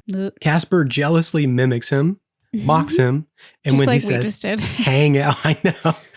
And when he says hang out, Casper pretends to hang himself with a noose. He does. That's pretty dark. But Casper has other moves. Come on, we have a great time together. Casper, I have a date. What's this Vic guy got that I don't, huh? When he can't convince Kat that he's a good dancer and doesn't need a costume and is always the life of the party. Maybe the afterlife of the party. And hey, he turns into a Schwarzenegger Superman. Come with me if you want to live. And then flies her off to the lighthouse to gaze out over the moonlit Gulf of Maine. Even though it's a romantic gesture, she says no, she resists him this whole time, and he's putting her in peril just so he can be the one to save her. And I don't like those implications in 2023. I just don't love them. Right, from a 2023 lens, some of this is a bit problematic. Less cool. But to me, this gives me a real I can show you the world like vibe. Oh, absolutely. You know, It does. If Aladdin was Cinderella, essentially. If Aladdin was Cinderella. Yeah. I'm trying to make that work. Because he's cooking and cleaning after them, and then he gets the whole fairy godmother at the end with the being turned into a human. Oh, okay, yeah. Mm-hmm. If Aladdin was Cinderella. If Aladdin was Cinderella. I got some smarts. I got some thoughts. They might be drunken, harebrained ideas, I was like, but Cat's Cinderella. If Cat, does that make who's Jasmine and where is Abu? No, it's not that complicated. It's very, very simple. Oh, honey. But before we get to all that, I have to point out that wasn't actually Arnold Schwarzenegger's voice. It was an impersonation by Jess Harnell. He was the voice actor for Wacko Warner in the Animaniacs. He was Crash Bandicoot, and he voiced Ironhide and Barricade in a few of the Michael Bay Transformers movies. He was the announcer for America's Funniest Home Videos for a while in the 90s. Whoa. He voiced Brer Rabbit in Splash Mountain. Dang. And he became the singing voice of the father in the Carousel of Progress in 1993.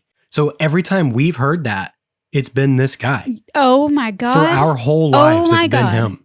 Yeah. Oh my God. I knew you'd like that. There's a great, big, beautiful tomorrow shining at the end of every day. There's a great, big, beautiful tomorrow. And tomorrow is just a dream away. He also voiced... Man has a dream. He voiced Fatso in season 3 of The Spooktacular Adventures of Casper. He picked up the Fatso mantle. Yeah. I was going to make a joke there, and then I was like, there's no funny joke to me. So he picked up the fat. The fat. Like that. Yuck. Why? Why? And right here, halfway through the movie, is where they evolve the romance storyline into Casper remembering his past and ultimately how he died. Mm-hmm. So I would say that whole thing was its own storyline, but it comes full circle within the true blue teenage romance storyline. So we're going to keep it nice and tidy. Yeah, fair enough. At the lighthouse, Cat asks Casper. God, that's a hard phrase. It is really hard. Cat asks Casper. Cat asks Casper. All the sounds are the same. At the lighthouse, Cat asks Casper. God! Oh, Casper. Oh, Casper, I love you. Casper. I'm going to get it. I've been reading a lot. I believe in you. I've been enunciating a lot of ghost story words. I've been getting after it. You can do it. I can do this. People are going to be so impressed. Say it 5 times fast, listener. I'd like to see you try. Oh, Casper, what are we doing on the lighthouse? Is that not it? All right. Be real serious about this. This is very serious stuff. Oh, of course. Yeah. It's Halloween. Death. Super serious. At the lighthouse, Cat asks Casper what he was like when he was alive. Mm-hmm. But he can't remember anything at all. Not his school, his parents, nothing. And I feel like this concept was such a haunting thought for a lot of kids. Big time. Because the idea of not knowing those things, of just drifting out into the abyss without anything and anyone, no friends, alone, forever. Yep. That is a nightmare scenario for anyone. But it's Casper's reality. No wonder he's so friendly. And this lonely existence has been at the core of the Casper story for like 80 years now. Mm-hmm. He's searching for a friend because he needs something to hold on to ground him. Other ghosts in this universe find fulfillment in scaring people, but that doesn't work for Casper. Never been his thing. He needs something more. He needs something that ghosts can't actually have. Companionship. And in this way, Casper represents existential dread so much more than most other characters and scenarios from our childhoods. Amen. Because his fate may very well be what awaits all of us when we die. Just alone. It's a lot. And lonely. It's a lot. You know what that reminds me of? Mike Flanagan's Hill House. Just the whole Theo and Nell. I knew you were going to say that. Storyline there. Yeah, I think about that at least once a day. My Roman Empire, for one thing, is Theodora Crane. Yeah. And yeah, that whole relationship and all of those characters are very, very haunting to me because it is that idea of the abyss, when you feel and see that abyss. Just the darkness and the empty and nothing. We make lots of jokes about it because we have to. We have to. It's very closely There's no tied other to way. just all of my core fears, honestly. Yeah, I've been rewatching that. I've been researching Casper. I've been doing the 13 Alabama Ghost series, the Ghost Story series on Patreon. I've been all up in ghost stories And that's a lonely place. lately. Sometimes. And it's been great fun. It's fun. But there are times when I'm like, man, this is sad. This is a lot. Welcome to our podcast. That's why we're doing all this with you guys, though. That's why we have the podcast and we're doing it with each other. You're never alone, you know? Yeah, so that we don't feel as alone. We haven't said that in a while, but I think listeners deserve a reminder. Hey, you guys. You're never really alone. You're never really alone. Which brings us to the moment of quintessential adolescent romantic aspirations, as Kaylin put it last time. The epitome of childhood longing and heartache. It's just kind of sad. Having spent an evening of wonder and magic together, Kat is lying in bed with Casper floating nearby. They're talking about their parents and growing up and life and death. And Casper speculates that maybe the reason he can't remember anything is because... Just because when you're a ghost, life doesn't matter that much anymore. So you forget. And then, of course, because of all this logic and the life and death conversation that has come up between them, Kat asks Casper, If my mom's a ghost, did she forget about me? No. She'd never forget you. it's probably also really heavy for kids watching, anybody that's lost a parent or a loved one, because that's a hard thing to imagine as well. You know, you picture it happening to yourself and the floating in the abyss, but then it's a whole nother layer of trauma to imagine a loved one not remembering you. Yeah. But Kat begins to doze off while they're talking. Casper has been putting on a brave face, making fun of Handsome Vic and making jokes about the dance, and we begin to realize just how much it actually pains him that he can't go to the dance with Kat. Yeah. Because he asks, If I were alive, would you go to the Halloween dance with me? followed by the question. Cat, can I keep you? So... It's hitting a lot of different nerves, right, for us this spooky season, but in general, for a lot of people, it always has. This is a very, very big quote. It means a lot of things to different people. I think there are a lot of ways to feel it. These are just big feelings. Admittedly, when looking at this line from a 2023 perspective, almost 30 years later, the whole keeping you element does have kind of a creepy vibe to it. We're learning that nobody belongs to anyone else, not even if you're in a relationship. Yep. Even when it comes to having pets, people are starting to feel weird about saying they own their pet. Yeah. Like, if anything, we joke about, like, we're their human, they chose us. Right. Like, we're sort of inching away from that kind of approach to things. Yeah. Things that are living. To things in general. Biological things. Yeah, because it feels better to just exist together. It does. It sure does. Without that paradigm. But Casper isn't human anymore. He's a ghost. Right. And to keep something means to have it, to own it, to possess it. And what can possess something or someone? A spirit. A ghost. Yeah. I also take it a little bit too after this conversation about, you know, he's forgetting his life and he's floating away from all the things that used to matter to him. They suddenly don't anymore. He has that transient way about him that is ghostly. Yeah. And so I think by asking, can I keep you? It's like the way that we might want to hang on to a memory. Right. Or a memento, or to relive that childhood innocent, you know, first date or night of just fun and wonder and whimsy, and I would agree. keep it for what it is. Not so much can I keep you, can I own you, can I possess you? Right. It's not yet. But more so, not quite to that extreme. I want to keep this memory close.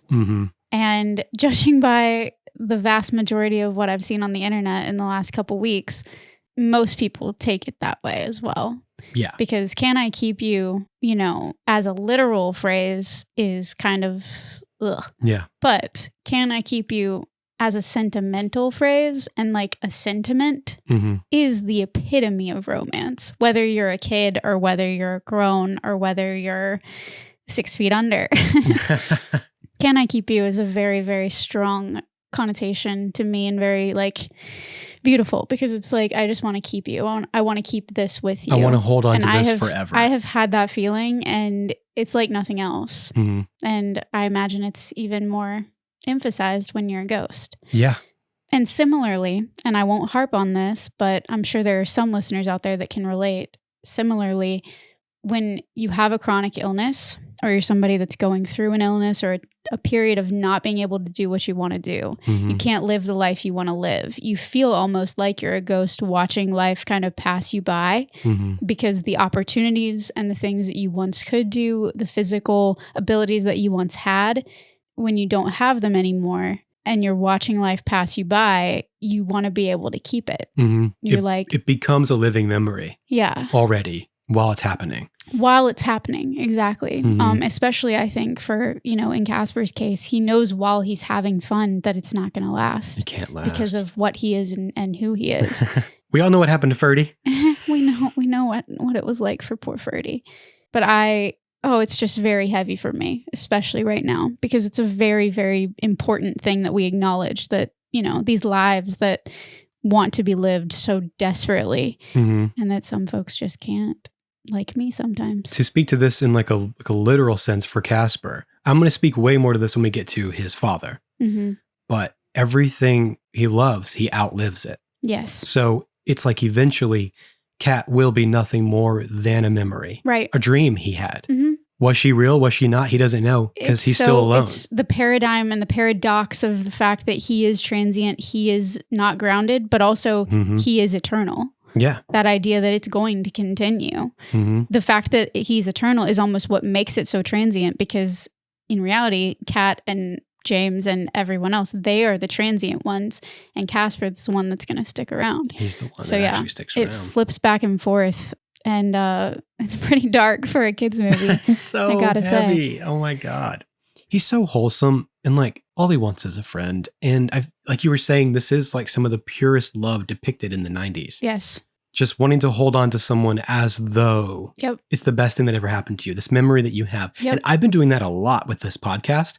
Not gonna lie, like getting really deeply into these core memories. I will come out of a research binge almost like a stupor, Yeah. and I'll realize I'm in my 30s. I know. It's weird. I've kind of done the same It's thing. been hard at times, Mhm. for real. I've kind of done the same thing, because you get so deep in those feelings that you had when you were a kid. You're remembering watching it when you were 7 or Yeah. whatever, and how it or felt. just what it brought up for you, as a kid, and you have that mentality for a second, and snapping Mhm. back to reality in adulthood is pretty wild, It's because so you're like, crazy. yeah, no, wait, I'm in my 30s and I'm, living a completely different life than that kid. I did the exact same thing very recently. So in all of my health issues this past couple of weeks, I had a surgery, and after my surgery, I was at my parents' house, and Yeah. there were yearbooks on the shelf. Oh, And so I just pulled down a yearbook or two, and I started looking at my yearbooks. And when you start zoning way. in on that, I could not do that. I was reading the yearbooks, like taking pictures, sending them. I'm really close to, thankfully, 3 of my best friends from high school, but I've known them. Forever. I've Yeah. known them forever and ever, and seeing pictures of them in the yearbook and like remembering things, like they were part of things that I didn't remember that they were there for, Mhm. and stuff like that. And so I was just sending them like photos of the yearbook for like a couple hours that day. And when I got done doing that, I was like, I had a whole existential thing where I was Yeah. like, that's not even my life anymore. It is, but it isn't. You know what I mean? Right. The memories become so tangible. Visceral and like, Yeah. yeah. I wonder if any listeners, if you have experiences like that, going through these things that you knew so well as a child, when you get to take a break and listen with you guys us. are all watching this stuff Yeah, too. It's a lot. it's heavy. And also, I'm looking at this Casper as though he is the same Casper who's been around for 80 years. Yeah. He has this whole existence of trying to make friends and failing. She's really one of the first times that someone hasn't run away screaming. hmm She's giving him time, asking him questions about himself. Yeah. Trying to get to know him. She's giving him a chance. Yeah. And he's like, this is the best it's ever going to get. Yeah, I think you're right. Like the idea that this is the closest he's ever been to a person in his afterlife. Mm-hmm. And he still can't get as close as he wants to be. Can't. Yeah. You know what I mean? Yeah. That, like, oh my God. There's a reason why these kinds of stories leave these impressions on us. I mean, Tuck Everlasting was heartbreaking. Oh, yeah. And that led to Twilight. Bridge to Terabithia. We love the idea of someone so timeless, immortal, like, what's the word? It's not like star-crossed. No, star-crossed is a good way to put it, I think. Yeah. That is one of my, like, in everything I read and write and whatever, like that star-crossed could have been, can't be, like that mismatched. Yeah. You almost want it more because it can't happen. But yeah, you want what you can't have. Yeah. Right. And this is a case of that, I think, on some level. Mm-hmm. For Casper and for Kat. I would say. But I love it. It is pretty great. I'll always love it because it captures that. It's beautiful. That feeling. And it hurts. It's beautiful and it hurts. And that's a beauty with it's time no for the melancholy. Quote. Yep. Yeah, there it is. How did we both do? Because you say it. I can imagine no beauty in which there is no melancholy, or I can't imagine a beauty in which there is no melancholy. Something like that, yeah. There it is. That's us. That's pretty dark. Favorite quote. Well, Kat is also the sweetest because she decides that she's going to help Casper remember what it was like to be alive. She finds a bunch of his old toys and things in the attic and surprises him with it. And it works. Yeah. Just like that. And he gives her one of his mom's old dresses. And this is the scene you talked about that was so complicated to film. Mm-hmm. Very, very complicated because it's a real object, a CGI character. And a human being. A live actor, yeah. A lot of moving parts. Mm-hmm. But this all leads to the next tearjerker, because Casper doesn't just remember being alive. He remembers how he died. Casper McFadden died from pneumonia after ignoring his father's warnings to come in out of the cold. Yeah. But Casper, always fun-loving, kept playing with the sled his father made for him. When I got sick, Dad got sad. We also learn that the only reason Casper is still here is because he stayed behind to keep his father company. But it would appear that when his father died, he himself moved on, leaving Casper behind. The bastard. So, logically, when his father died, Casper's business should have been finished. Yeah. But he never crossed over for some reason. Mm-hmm. So his fate is to dwell on Earth forever, always searching for companionship. The only problem is, when they die, they never stay behind with him. Yeah, except for Ferdy. In that one instance, yes. But where's Ferdy now? But where is Ferdy now? He's seeing the world. He'll be back. The other kicker here is that Casper's father, after confessing to the world that he was being haunted by his dead son's ghost, was deemed legally insane before, I guess, being institutionalized. But there might be a very good reason for why people thought he was crazy.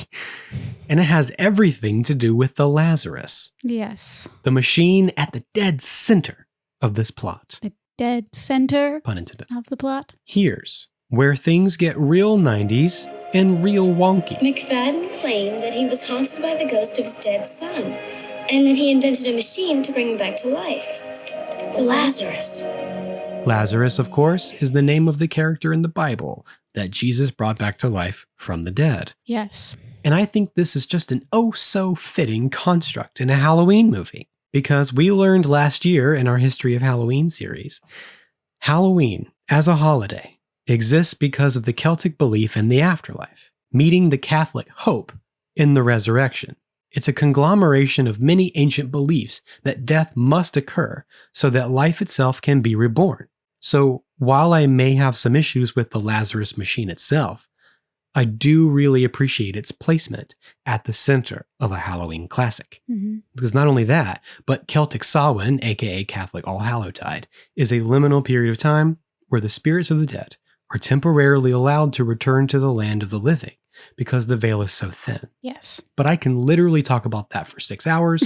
We know. So I'm going to reroute back to the movie. But it's like Casper says, the yin and yang of death and life. What's it like to die? Like being born. only backwards. Life and death and life. Don't even get me on that train. Just a hair between them. Casper knows about that. My favorite movie, Elizabethtown. Casper knows about that. He does. Sorry, I guess we'll have to take the long way. The up and atom machine, Hurry up, come on! which is how they get down to the Lazarus in the laboratory in the basement, is the coolest thing I could have possibly imagined as a kid. Very haunted mansion. Very I'm haunted mansion. Shocked that Universal never did a Casper ride. I am too. Or maybe they did and I just I don't think so. missed that boat, but I've always wanted to ride it. I have the same thought you had. Of all the secret passageways and sliding bookshelves and rotating walls, this amusement park ride through the house was the apex of mysterious mansion secrets for me. It's a big one. I always said that one day I'd have this kind of secret chair ride in my future house. I can see you building one. You just get obsessive about You see all the pinched fingers and the... Yeah. Go ahead, sit down. So Kat sits in this lounge chair. I would hold on. Why? And Casper tugs on a tassel hanging from the nearby lampshade.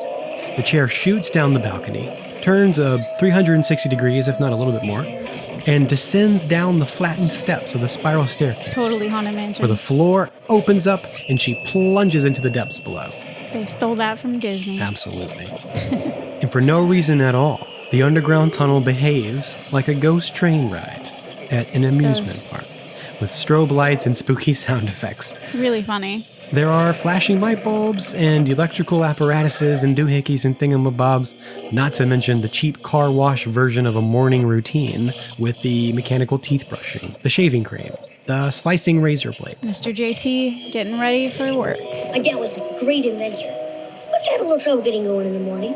Didn't he ever hear of caffeine? Just like the big water slide at the end of Goonies, I've always wanted to ride the Up and Atom machine. Especially when the track curves down into the lab over these blue pools of underground cavern water, and the chair comes to a full stop at the desk, covered in books and papers and gadgets and gizmos aplenty. Well, they look around for the lever that will reveal the Lazarus, and I thought it was extremely smart and fitting that the switch is hidden inside of a hollowed out copy of Mary Shelley's Frankenstein. This detail speaks volumes to the self-awareness of not only the creators working on this movie, but also the self-awareness of Casper's father. See, they're acknowledging the level of maturity that this would bring to the film, but at the same time, it says a lot about McFadden's trepidation, his fear, and also his crazed desperation. This one simple choice and this one scene reveals that McFadden carried a weighty burden, something heavier than any human had ever carried before. Playing God. And maybe the distress of it all did, in fact, drive him insane. We've had a few people write to us this past week about how Casper's death and how his father went insane because of it, quote unquote insane, really bothered them and stuck with them for a long time. I can see why. It's pretty dark. These are the kinds of details that left a mark in our generation, for better or worse. Because one of the only takeaways here is that Casper, as a kid, chose to live life to the fullest, and it killed him. Yes. His genius inventor father, in his grief, chose love over the status quo, and he was committed for it. Yep. These are commentaries not only on the cruelty of life, but also on the narrow-mindedness of society, pointing out how adventurousness and individualism are too often met by punishment and consequences. Persecution. The Lazarus looks like this antique submersible, like an old diving bell, maybe, something like that. It does. And that's because it was submerged in the waters of this underground cavern. Why? I don't know, but it's mysterious and cool. Because water makes it feel... like an evil lair of a mad scientist. I was about to say, we just imagine the caverns, the dripping sound is always there. You know, there's always water deep in a cavern, so checks out. Definitely. What's that like? What was that old superhero cartoon where all the evil people would meet in the underground lair under the water? It was submerged. Yeah. What was that? When you're saying it, all I can picture is Mermaid Man and Barnacle Boy, and obviously my mind is like, you're done. What are you? What is this? Here! That's what makes the whole thing work. Kind of an instant primordial soup mix. It's what brings ghosts back to life. Just enough for one. Kat finds a bottle, a carafe or a flask or something, full of a red liquid, which Casper calls an instant primordial soup mix. It looks like paraffin or red Kool-Aid. Well, Casper wants to use the Lazarus because he believes that if he were human, Kat would go to the dance with him. Yeah. Casper, I'm gonna be alive. He just wants a friend. Just wants a friend. He just wants to go on a date with a pretty girl that he likes. Me too.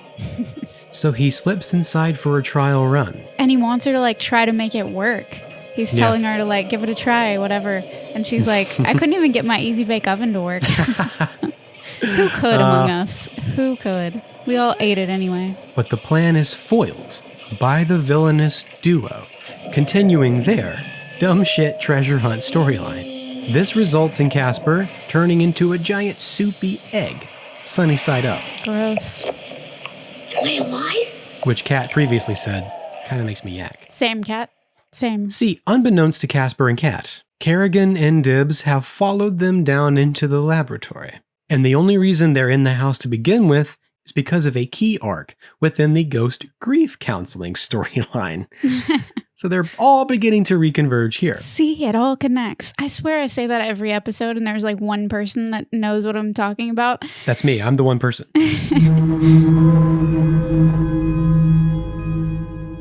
So let's be kind, rewind for a moment, and catch ourselves back up with Dr. Harvey and the ghostly trio. Okay. Leaving the breakfast scene from earlier, Dr. Harvey convinces the trio to meet with him in the study, I guess whatever room that is. They're going through his boxes and destroying his things, and they find a picture of his wife, Amelia. Here we are.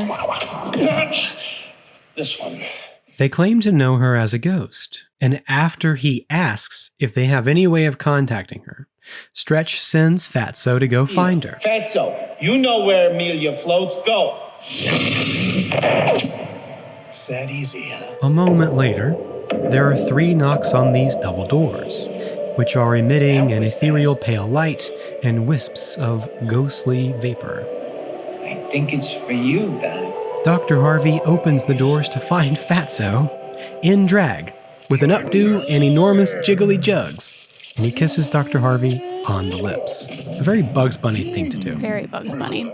But the entire production committed to this bit. Like, even the music went hard for this. Mm-hmm. All signs pointed to yes, that his wife was going to be there. Yep. It was very convincing. I couldn't quite remember how the scene went, and I was not fully convinced that it would be a joke. Right. For a second, I was like, oh yeah, she does show up, doesn't she? Mm-hmm. And then, yeah. and then that was me too. I was like, in my memory, I do see her, so yeah, I guess we see her. And then I was like, of course. I was fooled by the ghostly trio. We were all fooled. For shame. All of us. And once it was revealed that it was a joke, it kind of bothered me because they really played on his emotions. They clearly... Oh, yeah. They acted very empathetic for just a moment. And I feel like that's the line where a joke goes too far because they know how much this means to him. Of course, they're bad guys. So what do you expect? I mean, yeah. But they're the ghostly trio. They're always pulling pranks. But that's a key element of this arc here with Dr. Harvey. It's kind of the turning point. Is that this actually gets to him. Mm-hmm. So he doesn't really seem himself after this scene. We get a little brief filler scene with him and Kat where she asks him about buying a new Halloween costume. And he's not really taking it very seriously. I want to look nice. Like date nice. Really? And this gets his attention. For the first time in probably days, he looks at her like, wait a minute, things are happening I'm not aware of. Mm-hmm. He's like, whoa. Whoa. I got to parent my kid for a second. So I mention all this because I think it's so funny when she says it's a little late to be having the talk. And he just looks at her. And says, how late? How late? And she says, don't worry, not that late. I just thought his facial expression was perfect. Mm-hmm. I wrote that down. I don't know how you direct that moment. You just kind of have to do that over and over until you nail that. Because that expression is just... The expression, I mean, it's every parent's nuanced as hell moment of horror mixed with concern. Like there's a lot you have to play in one beat. And he's like trying to hold that smile. Like, if I hold this long enough. And he wants to be cool with it. Yeah, exactly. Yeah. he needs to put on a brave face and parent through it. It's all really nice comic relief, especially because the trio is singing "It's My Party and I'll Die If I Want To." Pretty macabre for a kid's movie, though. It is. I'll say that much. But the next time we see Dr. Harvey and the ghostly trio together, he's trying his hand at a bit of reverse psychology. As much as the trio taunt him, he says nothing. He gives them nothing in return. Boys, this is serious. I think the doc is having one of them fleshy breakdowns. Time for drastic measures. To cheer him up, they literally take him to happy hour. They do. At some karaoke bar. Karaoke and drunk Dr. Harvey, which is not something I remember at all. I do, very much. Maybe my parents fast forwarded that part. Maybe because he was drinking. It is always surprising to see this kind of stuff in movies that are rated PG. It's in so many of them. This is an outrage. This is appalling. You pay a man to get the ghost out of a house, and what does he do? He gets the ghost out of the house. Exactly. And when they leave the house, this is when Kerrigan and Dibbs sneak in and follow Kat and Casper down into the laboratory. But here's the thing. Dr. Harvey is actually quite despondent, like we were saying, and he overindulges a bit too much with the boys, who realize they like him so much, they try to murder him. So that they can become the ghostly quartet. It's a whole different kind of "can I keep you?" I know. And I do like it. It is funny, if not brutal. But after he drunkenly melts on them... I'm going to tell that Miss Cut.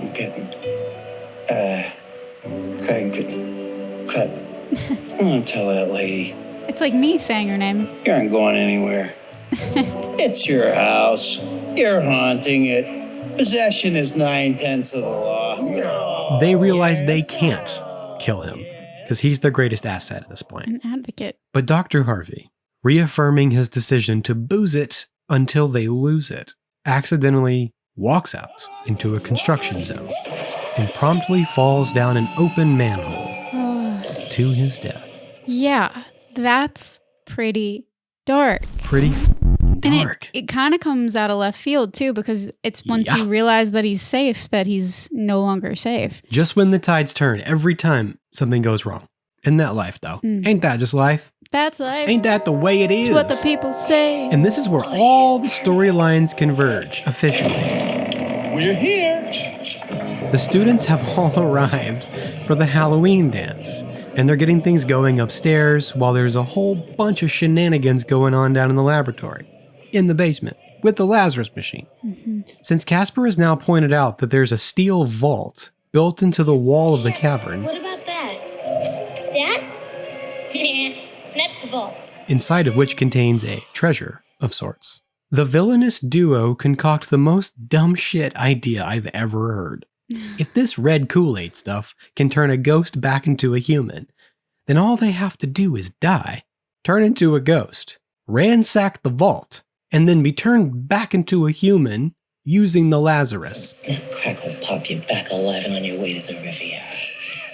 Yeah, I was like, they're going to be their own undoing. So, okay. Yeah, I guess it's a villain thing. You know, you give your monologue and you die, and then you come back in the Lazarus machine. Like, I don't know. It did feel very much like, okay, that was convenient, but very convenient. It's a kid's movie. What are you going to do? But the part that I don't get here is that the machine working is a given. Like, if the machine was ever going to work, Mr. McFadden would have turned Casper back into a human decades ago. Also what I kept thinking. Right? He would be a kid. He would be dead, but has a kid. Did we know when he died, what the year was? We don't know the year. We just know it was at least when Duke Snyder was alive. I was going to say that too. I forgot. It's written down as well. I'm assuming he died 80 years ago. Okay. So back in the 90s, 50 years ago. Yeah. I'm assuming it's been 50 years. I would buy that. Because I would buy that. That submersible whole thing looks like it's from the 1800s, if not the early 1900s. But you're right. Like you said, the villainous duo dispose of themselves, more or less, because they can't decide which of them should die and become the test subject for the Lazarus. Damn it, Dibbs! This won't hurt her to bits. They're fighting over, who will test the elixir. And the way they do this is this extremely brutal Looney Tunes-esque sequence Looney Tunes. where they're trying to murder each other. Yes. Kerrigan ends up plunging to her death off the cliffside, returning as an enormous bitch. I mean, an enormous ghost. Hey, her words, not yours. So fast, little man. The bitch is back. I can't believe I was they flabbergasted. said the word bitch at least twice in this movie. Flabbergasted, yeah. And of course, after Dibs grows a measly spine and gives her the old, your dad, I'm rich spiel. If there's one thing I've learned from you, it's always kick 'em when they're down. And baby, you're 6 feet under. Oh, what a shame. She punches him to death out the window. I mean, what a way to go. Yeah, that was silly. Real me. quick fix. I mean, As geez. if I had bought everything beforehand. Yeah, that was as where I was though like, everything this else is was too super goofy. This is now believable. too goofy. They leaned into the cartoon element heavy with the villainous duo, for sure. And using another example of reverse psychology in this film, Casper cleverly convinces Kerrigan that she has no unfinished business. Good to go. Meaning she can't remain here on the earthly plane, and thus crosses over in a very dramatic explosion of light and glitter, it would seem. Got her with semantics again. Gotcha, bitch! And Casper is just about to achieve his greatest desire and become human again when the ghostly quartet arrives, revealing to Kat that her father is now a ghost. And what a way to find out that your dad's dead. He did. Like, he died. Like, he gone. Have him float in Yeah. as part of a quartet. And, I mean, afterlife psychiatrist, afterlife quartet. And it's just so odd to me, though, that Kerrigan could remember pretty much everything, but James Harvey can't even remember Kat. Maybe it's because he was so drunk and died unexpectedly. Maybe this is a hungover ghost thing. Perhaps. But yeah, my logic for her remembering was that it was so recent and quick, and with Casper, it's been 50 years. But yeah, it's tough to explain him not remembering his daughter. And I also don't get why the new ghost looks so human when the others don't. It's over time, they become more amorphous. Maybe you're right. Ghosts just melt as they exist. Hey, good logic, I'll buy it. Thanks. I'm with you on that one. Sold. Yep. We're just buying and selling each other stuff back and forth. Ooh, all That's day. the whole premise for this here podcast. For almost a decade now. Yeah. This podcast and our lives. Either way, it's all wrapped up in this humorous, charming, possibly even cozy 90s blanket. But the reality is that Kat is now an orphan, living inside of an abandoned house, a haunted house, on desolate grounds, in some foreign New England town where she knows nobody, has zero friends or relatives or anyone to look after her. She thought she was alone before, but now she's more alone than she ever thought possible. Level 2. It's like Hill House, but with that comic 90s sheen that we talked about before. It's your house. You're haunting it. Possession is 9/10 of the law. Come on, Dr. Harvey. You need this more than I do. So Casper, the sweetheart, the friendliest ghost you know, takes Dr. Harvey to use the Lazarus so Kat can have her dad back. Yep. Something Casper wishes he could have himself. And surprise, it works. James Harvey, once a ghost, has been resurrected on All Hallows Eve, transformed using instant primordial kool-aid, and returned to his human form. But there's something I thought of while rewatching this movie as an adult that was then confirmed by that /film article I found and quoted earlier, or you quoted. The Lazarus uses the instant primordial soup mix to return ghosts to their human form, but Dr. Harvey's original body is still lying lifeless in the sewers or the underground tunnels underneath that construction site. Ick. From the article, Kaylin will read. Just to make sure we're all on the same page here, the Lazarus machine reanimated the ghost of Dr. Harvey, but his fleshy corpse is still at the bottom of the manhole. So while the movie ends with Dr. Harvey dancing around and having a good old time with his daughter and their ghostly pals, his actual born of this earth body is rotting away in some sewer in front of a bar, and some unsuspecting construction worker is going to have one hell of a Monday when they find it. Better yet, when the cops show up at Whiff Staff. Better yet, when the cops show up at Whiff... At the Wiffle Ball Mansion, Casper. You want to play Whiff Ball? Better yet, when the cops show up at Whipstaff to inform Kat that they found the dead body of her father, they're going to all have to be institutionalized when a very much alive Dr. Harvey answers the door. And then it turns into freaking like a soap opera, and it's like his evil twin. Yeah, it's you. No, with the real Dr. James Harvey? Please stand up. And one of them is just an accordion to the floor. So, oh, I love it. God. No, I, unlike you in this /film article, choose to believe that the primordial kool-aid is magic. Okay. And it simply restores the body that he had, and the other body doesn't exist anymore. Well, we all have our differences, and we all have our beliefs. So magic. So you know. Well, the primordial soup wasn't magic when it made humans.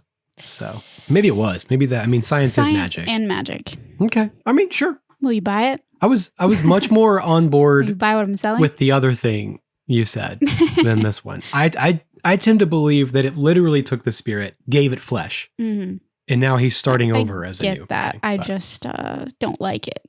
So I don't like it. Well, I do kind of like it, but I don't like it. Yeah, come on, you like it. I'm a morbid SOB. So. We know. So despite this horrifying reality that you choose to pretend doesn't exist, I mean, like we all do, Kat goes to her party. Like you're calling any piece of this film reality. The villainous duo are both very much dead, ending the dumb shit treasure hunt storyline. Yep, that one's over. Dead and gone. Because as we learn, Casper's treasure is nothing more than a baseball signed by Duke Snider of the Brooklyn Dodgers. What a sweet boy. And the blonde bully duo dress up in the scariest Halloween costume they can think of. But before they can execute, they're sabotaged by Dr. Harvey's new pals, the Ghostly Trio, doing what they do best, scaring the bejesus out of teenagers. Never thought I'd say it, but thank goodness for the Ghostly Trio. And we'll all be glad to emphasize that the blonde bully duo's storyline is the most anticlimactic, and I say good. That's the conclusion that bullies deserve, an anticlimactic disappointment, because that's all bullies are anyway. Hear, hear. Go home, bullies. Nobody likes you. Hear, hear. Get out of my house. Hear, hear. But the moment we've all been waiting for, Casper, having been so selfless and so noble and so friendly, is visited by not a fairy godmother, but an angel. But an actual mother. And not just any angel, but Amelia Harvey. Amelia Harvey. Kat's mother, James's wife. And because of his selflessness, not unlike Pinocchio. I thought the same thing. Yeah. I said, but no blue fairy this time. She grants him his greatest wish, to be human, but only for a night. Sort of a Cinderella deal. So I have until midnight? 10. Hey, Cinderella got until midnight. Cinderella wasn't 12 years old. Could have given him 2 more hours, Amelia. It's just 2 hours. I mean, he's been dead for 80 years. Amelia's like, nothing good happens after 10 p.m., okay? You can get back into your little ghost body and keep haunting my daughter. No, she's like, that's my daughter? Yeah. You don't lay a finger on her? Right. Yeah. She's like, you get back in your little ghosty body. It's 10 p.m. Do you know where your Casper is? Yeah, you know where your daughter is with Casper the Ghost. Do you want to hear about Amelia? I do. Amelia Harvey is played by Amy Brenneman.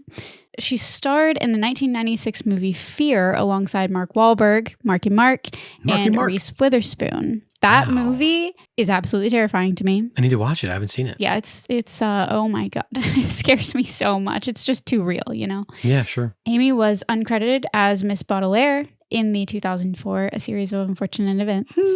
Okay. She did 138 episodes of the show Judging Amy as Amy Gray and 111 episodes of Private Practice as Dr. Violet Turner. Wow. And she's still acting now, or as of last year, in shows like Shining Girls and The Old Man. So Casper, now in his human form, enters the Halloween party dressed like Thackeray Binks. Dead ringer for Thackeray Binks. Live ringer for Thackeray Binks. Live ringer. Temporarily live ringer. Takes the hand of a lonesome cat Harvey leads her to the dance floor and slow dances to Remember Me This Way Remember Me This Way. by Jordan Hill. Remember me this I have it in quotes in my notes too. Remember Me This Way.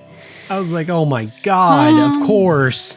Yeah, for all the reasons we discussed earlier with Casper, just the wistfulness Because and the longing. He's finally accepted. He can't have can't it, keep but you. he gets it for a night, which yet again, we get this one special night. We have this one night together and then it's over. It'll never be this way again. So remember me this way. It's so damn magical. They even float. The magic dust, there's a disco ball.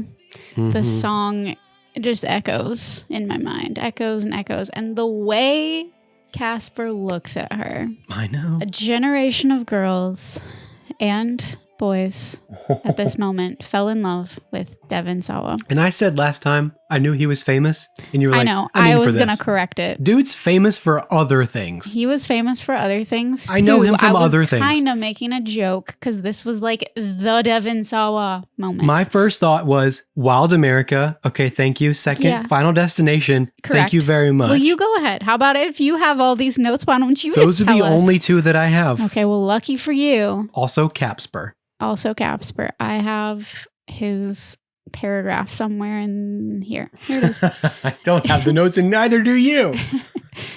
We talked earlier about Malachi Pearson, who voices Casper, but usually when people reference the boy who played Casper, they're talking about the young Canadian actor Devon Sawa, who portrays Casper in his human form.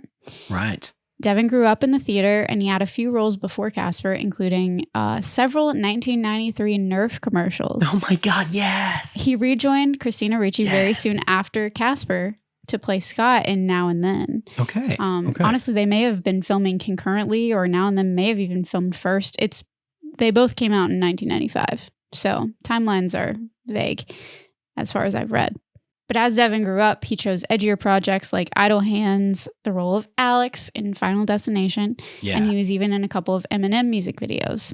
Okay. He took on quite a few smaller roles throughout the 20-teens and has recently returned to acting with appearances on Hacks and 15 episodes of the Chucky TV series. Oh, hell yeah. Okay. And not to break hearts intentionally, but he's been married to his wife, Donnie, for over 10 years now. So he does find love eventually. He does. I do feel like all I have wanted since watching this movie as a kid, as a little boy, all I have wanted is someone to love and care for. Aww. The way that Casper loves Cat. Yeah. Even in that same innocent way. Just like, yeah, I did too. I mean, I just the same. want that.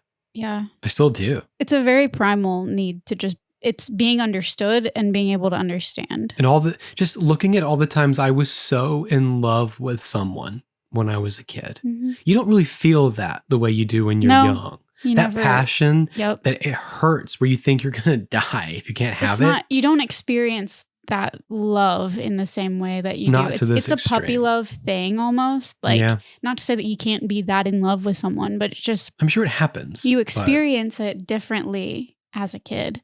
When you've never felt these feelings before, obviously, that makes them that much more intense. Because when you're a kid and you feel like you're eternal and you have no concept of growing older and dying, you don't yet. When you think you love someone, that's the only thing that exists. Is your love for that person. That's it. You don't know any different.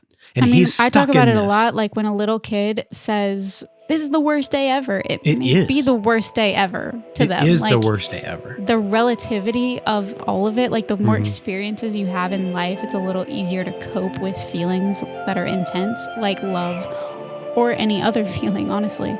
Yeah. But when you're a kid, you have nothing to compare it to. That's true. So it consumes you. And I miss it. I kind of miss it. That childlike, wistful love. And as it turns out, the ghostly trio made good on their offer to contact Amelia, and she gives Dr. Harvey some sage wisdom about raising a teenager, but most importantly, that he has to stop searching for her. James, I know you've been searching for me, but there's something you have to understand. You and Kat loved me so well when I was alive, but I have no unfinished business. Please don't let me be yours. That stuck with me too. I had a thought that maybe that's kind of what they wanted to give Casper, but it would have been too depressing. Like the reason why nobody ever stays behind with Casper when they die is because he loved them so much. He loved them so well. That when they die, they don't need to stay behind. Nobody ever loved him enough. Maybe. Ugh. Maybe so. But yeah, I do like her advice. Don't pick up the extension every time she gets a phone call. Yeah. Don't ask her to wear a t-shirt under her bathing suit. Hell yeah. I like that because, as we've said, it was written by women. And I feel like this was their chance to really go, what is good advice that we could give here? This was the America Ferrera Barbie monologue moment of Casper, if it gets one. Yeah. And I really appreciated it. And the clock strikes 10. And just as Cat kisses Casper, he sadly turns back into a ghost. Boo? Sending everyone screaming out of the house. Because they've all been staring at them this whole time. I know. Like one girl flips over the porch banister railing. Oh, it's wild stuff. Scatter! Also, Cat's in love with a dead kid. She is. And that's pretty dark. I mean, what's different about Bella being in love with Edward? He's dead. Nothing, but she's not, because she's in love with Jacob and he's alive and red-blooded and he's alive. That's also true. But much like Beetlejuice, this movie ends on a high note. And I know we haven't covered Beetlejuice, but I think about it all the time. With the ghostly trio performing the Casper the Friendly Ghost theme song. Actually performed by Little Richard. An upbeat 90s song takes us out of the dance that never really was because it got ruined by a ghost kid. So to cap things off, allow me a few sappy words in conclusion. I would love nothing more. This movie may haunt our minds, but thanks to its existence, we've welcomed Casper as a permanent possessor of our hearts. He may never actually know it, but Casper has found a friend in millions of people over the past 8 decades. Each and every one of us. Generations of children have now loved Casper and wanted to keep him just as much as he'd want to in return. Mm-hmm. So we need to keep telling Casper's story so as to not let him be forgotten, that he may continue to always be a friend to anyone who most needs one. He may be a ghost, but through us and the traditions of stories and sharing things that we love with others, Casper will live forever. Speaking of keeping his memory alive, in the not too distant past, Peacock announced that it had entered development on a live-action Casper series from writer and executive producer Kai Yu Wu, who did Hannibal and The Flash. Oh, hell yeah. It was officially described by the streaming platform as a horror adventure show that reimagines the origin of Casper in a coming-of-age story that explores what it means to be alive. Oh. It said the show would center around a family that moves to the sleepy hamlet of Eternal Falls to befriend the titular friendly apparition. And together, the living and the not-so-living attempt to solve a mystery and uncover dark secrets that have been buried for over a century. Oh, I like it.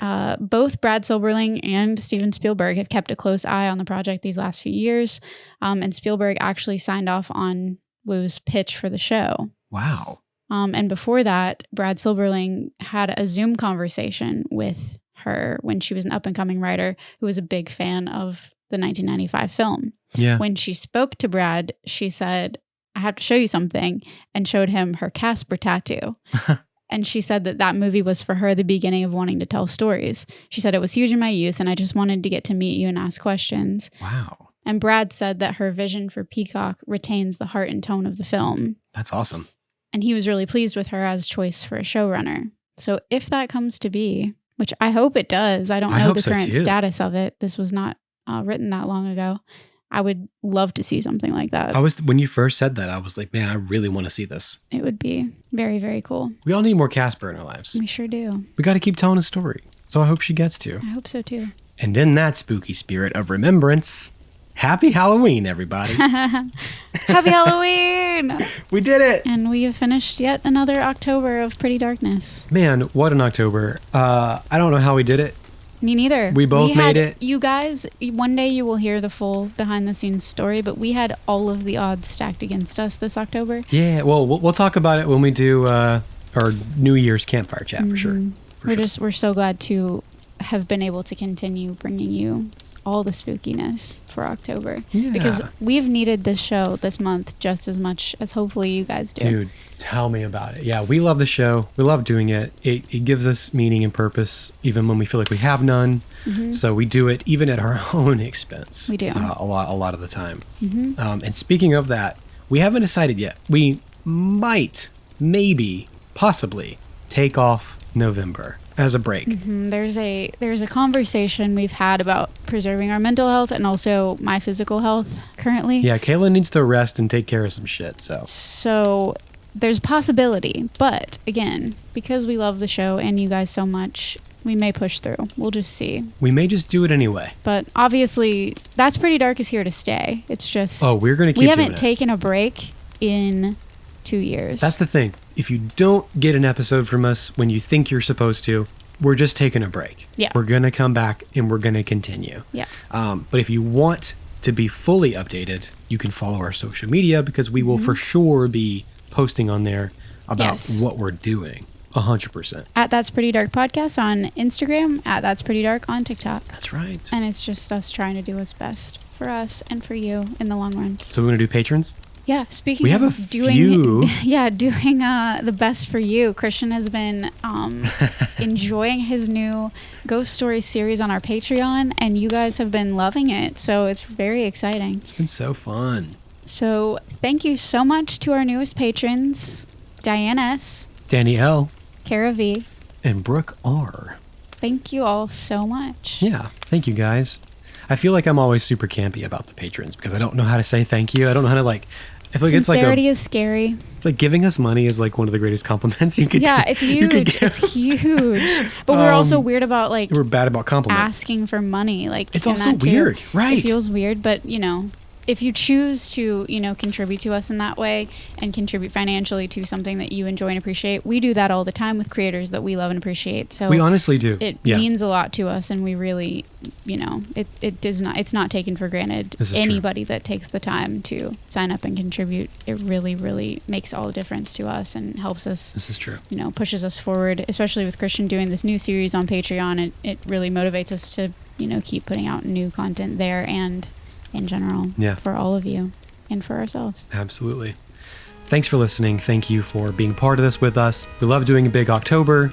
It's a big old thank you because we love spooky season and we love being able to contribute to other people's Halloween times. We love to contribute to the spooky fun. We love knowing that we are part of it with you guys in whatever you're doing to celebrate. So it gives us a lot of joy.